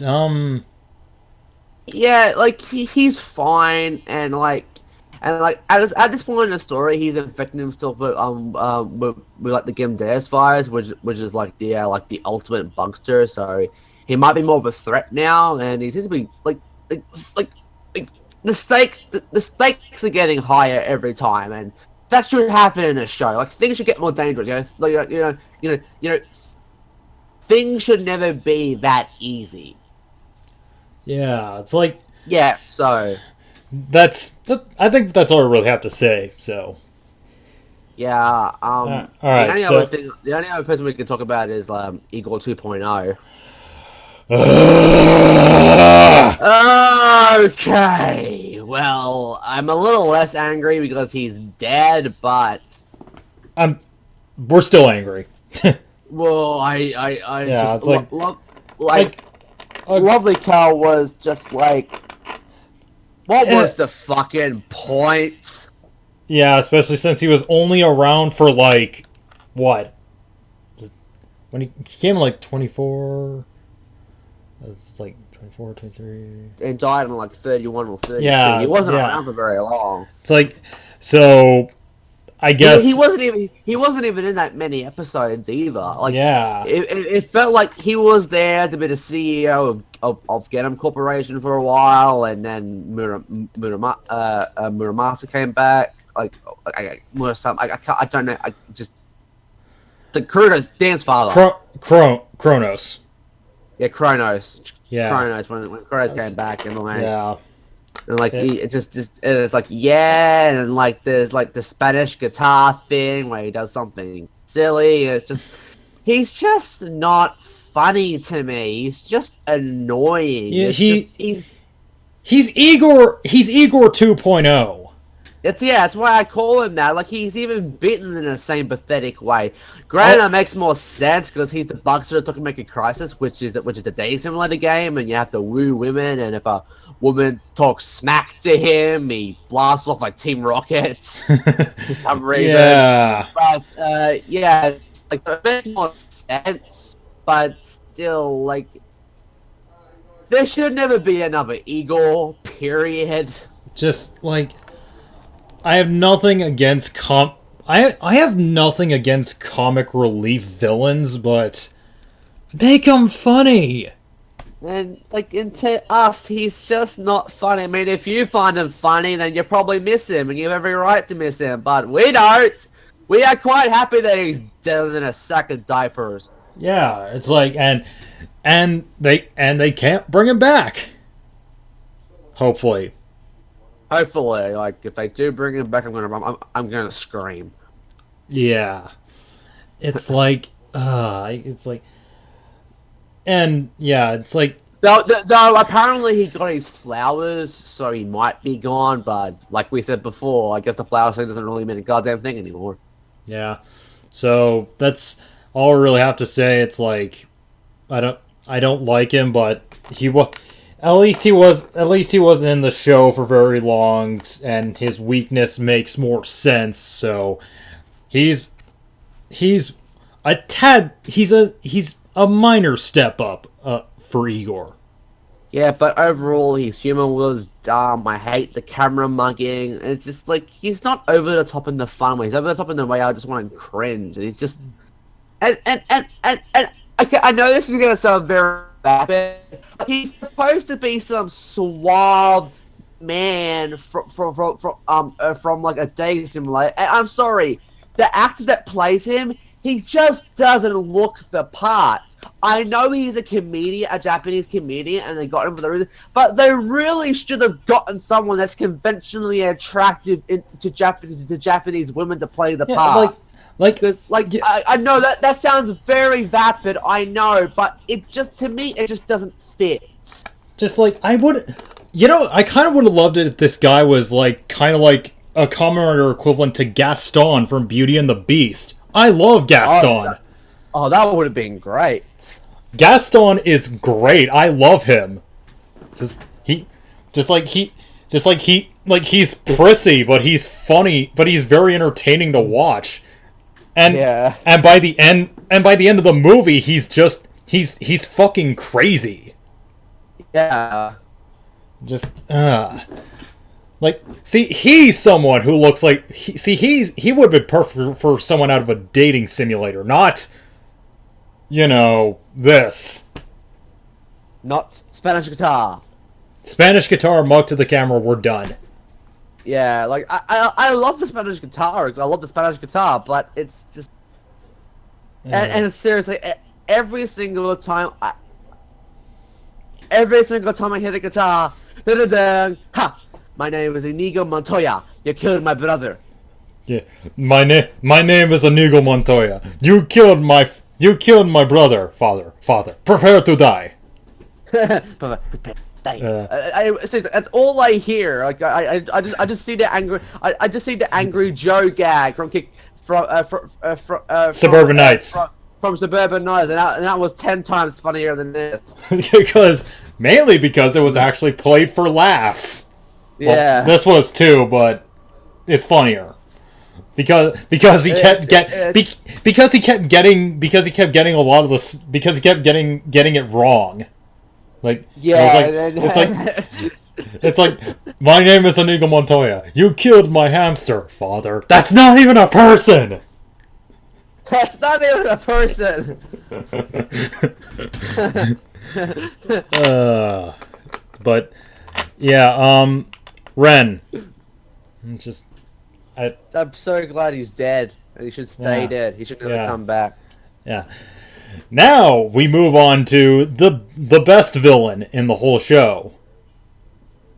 I forgot Chronos. Yeah. He hasn't been around for very long, but I really like him. Yeah, like he's egotistical, just like Dan, but in a more calm way. Like he's more like he doesn't have to showboat himself, and like he's so calm, and he's so menacing, and he's actually threatening. And one of my favorite scenes with him was like in episode 30. It's like in episode 34. Like when after he henshins and like starts walking out the parade, he he just sings like this little nursery rhyme, and it's kind of creepy. And I thought that was kind of badass, but also threatening. It's like, man, I'm really enjoying him. And like when you see him at the start of the show, you don't expect. Like I never thought he was going to be Chronos. I thought Dan was going to be Chronos. But no, it's like this guy comes in and he's pretty badass. Like I love his suit. I love his powers, and just I think a problem would probably have a person with his voice. But I kind of like the actor's voice because it actually kind of makes him sound creepier. Yeah.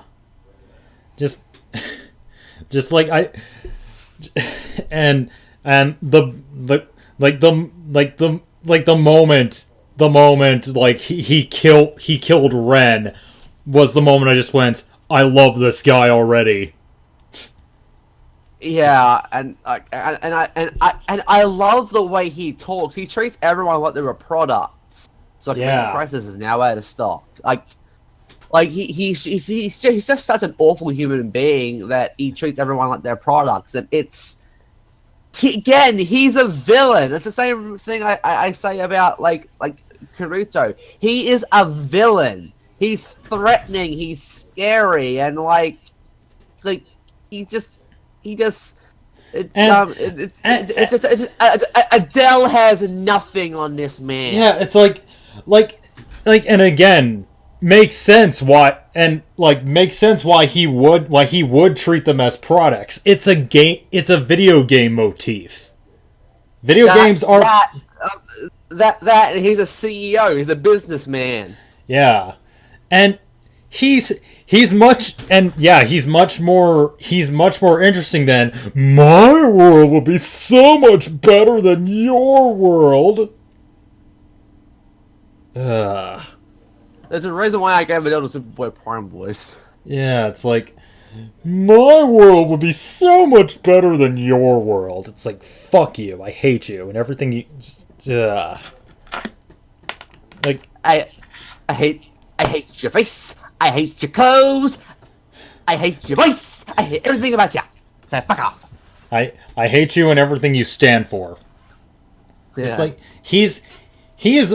he's way more impressive than Adele. Fuck Adele. This guy is the shit. I despise you, Laszlo. I love you, Scoutmaster Lupus. I despise you, Laszlo. I love you, Scoutmaster Lupus. I despise you, Laszlo. I despise you, Adele. I love you, Kamen Rider Chronos. No. No. It's a back and forth between like Adele and me. I despise you, Adele. I love you, Lex. Despise you, Adele. Oh, I forgot. I haven't watched Camp Laszlo in like years. I haven't either, but that's one of the most hilarious. It's just the end, and it's just like, I despise you, Laszlo. I love you, Scoutmaster Lupus. I despise you, Laszlo. It just cracks me up.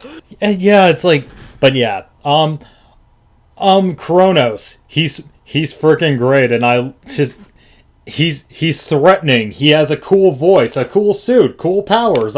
Everything about this guy is cool. And I can't wait to see more of him as the show goes on. Yeah, it's like, yeah, it's like, I like that he's also egotistical, just like his son is. Yeah, it's just, it's just so far. It's such a great villain, and I've been loving it so far. It's just like, again, just Ex-Aid just keeps getting better and better as time goes on, and like, again, I don't think it's gonna get into my top 5 or even my top 10, but it's been good so far. Like, at the start, it was decent, and there were things about it I don't like, and there are still things I don't really care for Ex-Aid. I don't really care for much in Ex-Aid, but it's been getting a lot better, and it's just like, at least there are a few characters I really love, and again, Chronos is just one of them. Yeah, it's like the show has a lot more things, does things a lot more better than, yeah. Ghosts. Yeah, fuck. Yeah. But yeah, I think we kind of said what we need to say about Chronos. Villains. Yeah, the villains. Alright, so I guess we should move on. The next thing to talk about is like I guess choreography. The fight scenes in Ex-Aid are pretty good. Like, none of them really have stood out to me, but they're good fight scenes. Some are really good fight scenes, some are good, basically the choreography and the direction for the show I think is pretty good. You know, like, yeah, it's the action never bores me. But I could say the same thing about Ghost. Like, the action in Ghost never bored me either. So you know. that's one thing I like about. That's one of the things I like about Ghost. That's about it. They also don't. They also don't have like repeated fight scenes ever. Like again, every single time, like Makoto fought his clone. Yeah. Kaigon kick. Just Kaigon kick. Kaigon kick. yeah, just I yeah, but and I also kind of like how they just kind of use like the some of the platforms like or some of like the energy items around them. Oh yeah, I get yeah. That's one of the great things about the fights. Is like they're like, I honestly thought by the time of the show they would forget that the area turns into like a game level, but they haven't. They didn't. They haven't forgotten that happens. I'm so happy because one of the most unique things I thought about it. Because when I watched it for the first time, I thought this is so unique. This is so unique, and they're probably going to forget about it in 10 episodes, aren't they? Yeah, but they didn't. And that's really cool. Yeah. So, all right. So, should we do aesthetics now, or? Huh? Should we do aesthetics now, or? Aesthetics, yes. Okay. I love all the Ex-Aid. Like. Yes. Yeah. Yeah. So, the level 1 forms are just hilarious. Yeah, they're admittedly silly, but they're the kind of silly I like. Just yeah, like it's just this is Toku silly, but not dumb Toku silly, and it makes sense because it's supposed to like reminisce, like how in a Mario game, like you start out he's like shrunken and chibi, and then when you get a mushroom, he grows. Yeah, so that's the whole idea behind it. Yeah, and that's kind of cool actually. All right. Yeah, I do like that. And the level 2 suits, I love Ex-Aid's. I love Ex-Aid's level 2 suit. I love Braves. I love Snipes. And just it's just like Snipes level 2 form is easily my favorite. So easily my favorite level out of the level 2 forms. The core 3 riders, yeah, that's a pretty good suit. Yeah, for level 2. I think I like Braves. Just he's an RPG, and to me, it screams an RPG. Yeah. Yeah. Okay. Yeah, and the level the level 3 forms, I do like them. My favorite is probably either Beat Quest Gamer or Chumbra Blight Gamer, because I love Laser's level 3 form a lot. Yeah, it's like that. It's bulky, admittedly, but it's still good. Yeah. Yeah, like, but he looks powerful, which is what I like. Like he can kick 10 kinds of ass in there. Yeah, it's like I love easily my favorite out of all the level 3s. My least. Huh? What? But no, you go on. My least favorite out of the level 3s is probably Ex-Aid Shakuriki Sports Gamer. Yeah, like to me, it's not bad, but he's just wearing a bus. It's not bad, but he's just wearing a bike on his shoulders. Yeah, it's like. But I do like Denim's suit, like level 1 and level 2. Like it's pretty much just a black Ex-Aid, but I like black recolors. So yeah, actually I kind of like the black suit a lot more. So. Me too. Yeah. So, and his level 3 is, it's okay. Yeah. Again, it's kind of funny because when he's level 3 and like the weird helmet thing on, it actually makes his helmet look a lot more menacing. Yeah. I don't know why, it just does for some reason. When you put it on Ex-Aid, it's just kind of,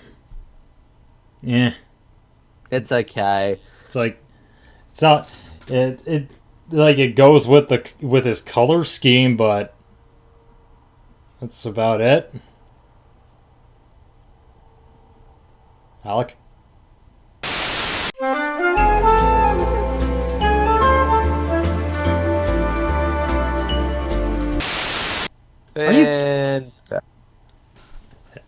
What? Oh, I'm back. Okay. Okay, I might have to like edit like a little technical difficulties. Please stand by in this. Oh God. All right. But yeah, I admit, like as I was saying, I admit it goes well with his color scheme, but it's about it. Yeah. So, But and then Juju Burger level 4. It's ridiculous, but I love it. Just the fucking yeah. mustard and ketchup bottles on his arms and the roller skates and. That's that's good. I love it. Yeah. Wasn't Yeah. a fan of the episode. Wasn't a fan of the episode it came from though. No, like there's only one thing I liked about that when he first transformed, everyone just gawking at him. I just like Nico's face the most. He's just like, what? Yeah. But and Dragonite Hunter. I think the armor looks good on everyone when it's like the full armor and you know. Yeah, yeah, because like I feel like because like it's bulky and it's kind of ridiculous, but hey, it's Tokyo, so it's okay. But I still don't really care for it that much. The separated forms are fine, but I only really like Ex-Aid separated form because like Brave and Snipe just have like the little arm and leg pieces, and Laser looks fine though his helmet's not affected, so he has that. So like it's not very interesting, is what I'm trying to say. Yeah. It's not bad, but I'm interested in the imagination, but it doesn't stand out to me. Yeah. It's just like yeah, the armor looks better when it's together. So for me anyway. Yeah. Get him dangerous zombie. Fucking love that suit. Fuck yeah, it's such a great suit. It's like I'm gonna get that figure art like when it comes out. yeah, definitely. it's so freaking good. Like the black and white, it's just like black and white feels really good. I mean, Fang Jake is a great suit, and this is another great suit. Yeah, it's like and I like his transformation too. Just like like when he's just acting all creepy and he just like he's a zombie. I love it. Yeah, he's like a zombie. Just and I like the I like his finishers too. Yeah, it's like I just love the voice of the bug visor in general. So yeah. Let's see what else. We have Mighty Brothers. Level 10. Again, we love the level 1 form, so this is just funny. And level 20. I like it. I do like it, but again, it's nothing spectacular. But I do like it. I do like the suits. Yeah, I also kind of also did kind of enjoy the argument these two had. It's like, who the fuck are you? That was funny. Yeah. Who are you? I'm Emu. No, I'm M. No, I'm Emu. Yeah. It's just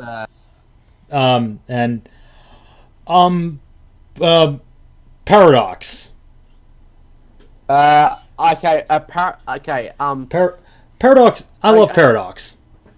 Yeah, I love Paradox's suit. Mostly the fighter gamer form, but I do like the puzzle form. The only reason I like it less is it's because that helmet's just really funny looking to me. Yeah, yeah. It's like not. I get what it's going for, but it's just okay. To me, it doesn't scream puzzle gamer. It just looks like a frog. I don't know. Yeah, some froggish amphibian, like it's supposed to look like Puya Puya. Yeah. But I think it would have been better if they went with like Tetris. Yeah. But whatever.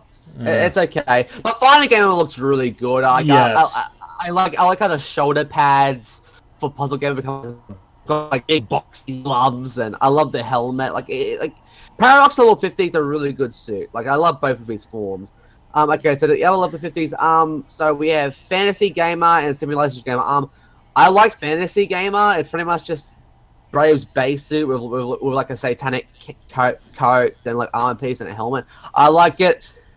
Simulations Gamer, it's okay. He's just wearing a tugboat. Yeah, it's like That's all it is to me. He's wearing a little tugboat, and he has an admiral cap. yeah, it's like, I mean, yeah, he's got giant guns, but And that's cool. But Fantasy Gamer's so much better. Just Simulation Gamer was just kind of silly to me. Yeah, although I kind of though it does kind of remind me of, though the color scheme does kind of remind me of Baron's Overlord form. I know that it reminded me of it completely. Like when I first saw the artwork, I'm just hi Baron's Overlord form. Yeah. Maximum Mighty X. Don't like it. I get what they're I get what they're going for. He's wearing a giant mech suit, but it just doesn't look good to me. I don't like it when they turn the super forms into mech suits. Like, no, I hate it when they turn them into tanks. Like, one of the reasons why I don't like magnet states, because they made the super form, which the super form to me is supposed to be like elegant and powerful, but magnet states is not elegant. It's powerful, but it's not elegant, and this is the same. It's not elegant. He's wearing a... Like, I get what they're trying to go for, but I swear, if his helmet was different, I'd be a lot easier on it. Yeah. And I like stuff like Kachidoki arms. That's a cool super form. Yeah, that's kind of not tankish, but it looks badass, and oh god, I love Kachidoki's suit so much. One of my favorite Kamen Rider suits. Yeah. Still there? Yeah, I'm still here. And but yeah, I get what they're going for, but I just don't like it. I love the gash that though. Makes awesome sounds. Love that jingle. Yes. What else? There's Paradox level 99, which I love that suit too. That's a really good suit. Yeah, that suit is amazing. It's got some Ex-Aid parts on it, particularly with the helmet, but it's still but it makes sense show wise. Yeah. And the helmet itself looks pretty fucking cool. Yeah.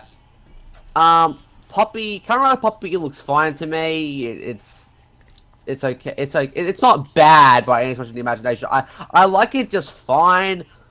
I just kind of wish it did. I just kind of wish that they gave her more of a unique suit than just basically making her bugster form into a Kamen Rider suit. Yeah. Yeah. I like the gas jet though. Yeah. Chronos. Yeah. Chronos is a great looking suit. Yeah. Just everything about it. The color scheme, like the green and black color scheme, and he looks like a final boss. He does like that. This looks like a guy you wouldn't want to fuck with in a dark alley. Yeah. Yeah. It screams final boss, and I love it. Yeah, I'm trying to think of anything. And then Miteki. I actually really like Miteki's suit. He looks like a final form. He's incredibly golden, like so golden it hurts my eyes, but I like it. Yeah, it's gonna be so golden. Oh God! Oh, get Antonio out of here. But this is so fantastico. Yeah. But yeah, Muteki is fucking gorgeous. It's just, I love it.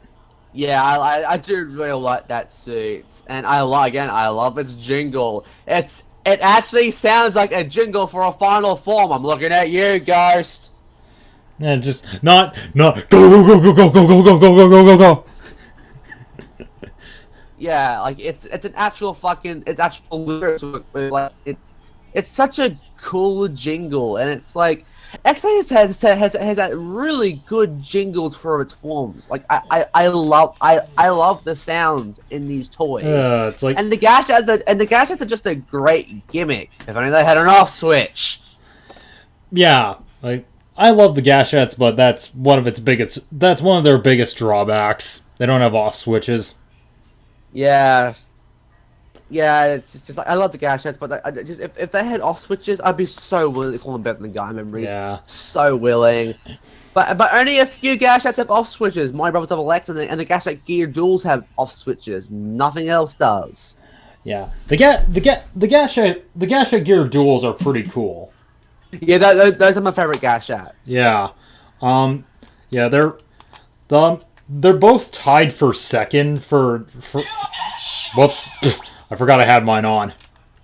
How? Oh, you got them today? Cool. Oh well, I got one of them. That being the Gear Duel beta. Okay.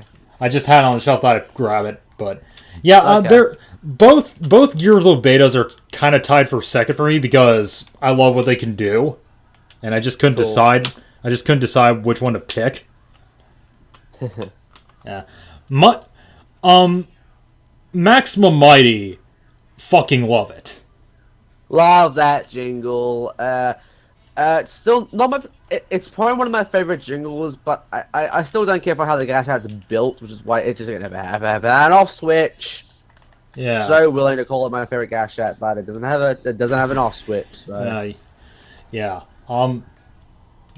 What else is there? I wish I had the Homateki gadget. Like I really want that gadget, and I will get it eventually. But yeah, it looks like a cool gadget. We're following a trend. Just like the Kachidoki lock seed that had the Kiwami lock seed, which had Koda's voice in it. This has and just like the Mugen icon, which had Takaru's voice in it. This has Emu's voice in it. Yeah, it's a nice tradition. I'm liking it. Yeah. And again, Muteki's jingle is a lot better than, well, go go go go go go go go go go go. Gotta go fast, down. Gotta go fast, down. Gotta go faster. I'm not a fan of not Muteki. Mugen's jingle. Yeah, I like Mugen's suit. It's a great suit, but The jingle sucks. yeah, it's just ugh. Just like the redundancy of go, just ugh. Yeah.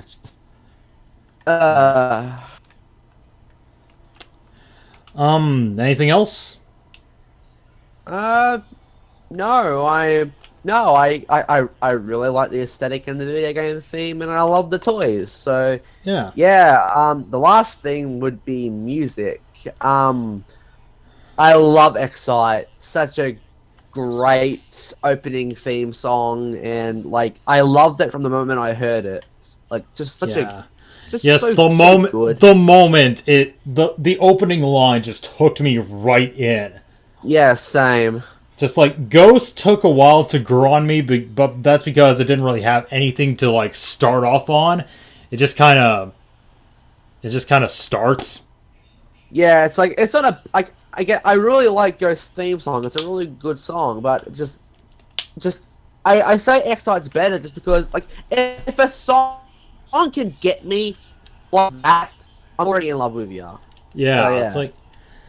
it's like no cool, like Ghost didn't have any like cool guitar riffs or anything. Just like it starts.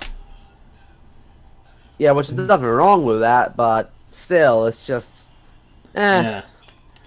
Oh well, but and- but in the soundtrack overall, I like the background music for it just fine. I haven't listened to any of the insert themes. But that's because they haven't gotten. A lot of them haven't gotten released yet, so. Yeah, well, I haven't really paid attention to any of them. So you have? So do you want to give your opinions on them? Okay, so there was one guy who kind of did record just kind of like rip Wish in the Dark, which was playing at like on the radio at the time, so it's a good song. Maybe I'll probably like it better once I hear the full version of it, but I like it. It suits Dan a lot. Like Cool. it's great. Fight Let's Fight Together is pretty good. It fits the Mighty Brothers pretty well, so Awesome. not yeah, it's like nothing much to that. Not much. Not That's really about it. So, yeah. Any closing thoughts or? Um, yeah, I like the music, but overall, I've been really enjoying Ex-Aid, and this is a show that just keeps getting better. So I'm sure, I'm sure by the end of the show, I'll be willing to say Ex-Aid. It was good. It was a good year for Ryder. Yeah, it's like maybe not perfect, but still good. No, definitely not perfect, but it doesn't need to be perfect. I just want to enjoy a show, and I enjoy XA, and that's all I ask for. I don't need Gaim every year. That would be ridiculous. Yeah, here's the thing. We just want a good show. We want to enjoy it. Yeah, like Double was great. O's was great. I still need to rewatch Forza, but I'm sure by the end of Forza I probably won't hate it as much as I. Yeah. Yeah, it's like I want something like this. Yeah, like it's like even at the end of Wizard, while I didn't really enjoy Wizard that much, it didn't make me angry. I was like, it was an okay year for Ryder. But yeah. Yeah. I noticed like every year we like whenever we get a bad rider, we get a good Sentai and vice versa. Yeah, it's like can it be consistent for once? Yeah, Like, I miss looking forward to both every week. yeah, it's just like Go Kaijiro knows. Like I'm biased because that was when I started watching Rider and Sentai, but oh my god, that was a golden time period. That was gold. Yeah, just yeah. But yeah, in conclusion, Ex-Aid, it's a good we like Ex-Aid. It's not perfect, but we like it. Yeah, that's all we ask for. Yeah. So Ex-Aid gets a thumbs up from me. At least so far. So far. Well, we'll do a complete retrospective on the show when it finishes airing. So yeah, like in 2 or 3 months. Yeah, 2 or 3 months after it's done. Yeah. So yeah, and with that, I encourage you to join us next time when we do our retrospective on Samurai Sentai Shinkenger. Yeah, that's gonna be fun. And until then, we'll catch you later. Yeah. Okay, that was good. All right, fantastic. I will. You can go join your girlfriend if you want. So. All right. All right. All right. I won't bother you if you want to be alone with her. Yeah, I know. It's just like I'll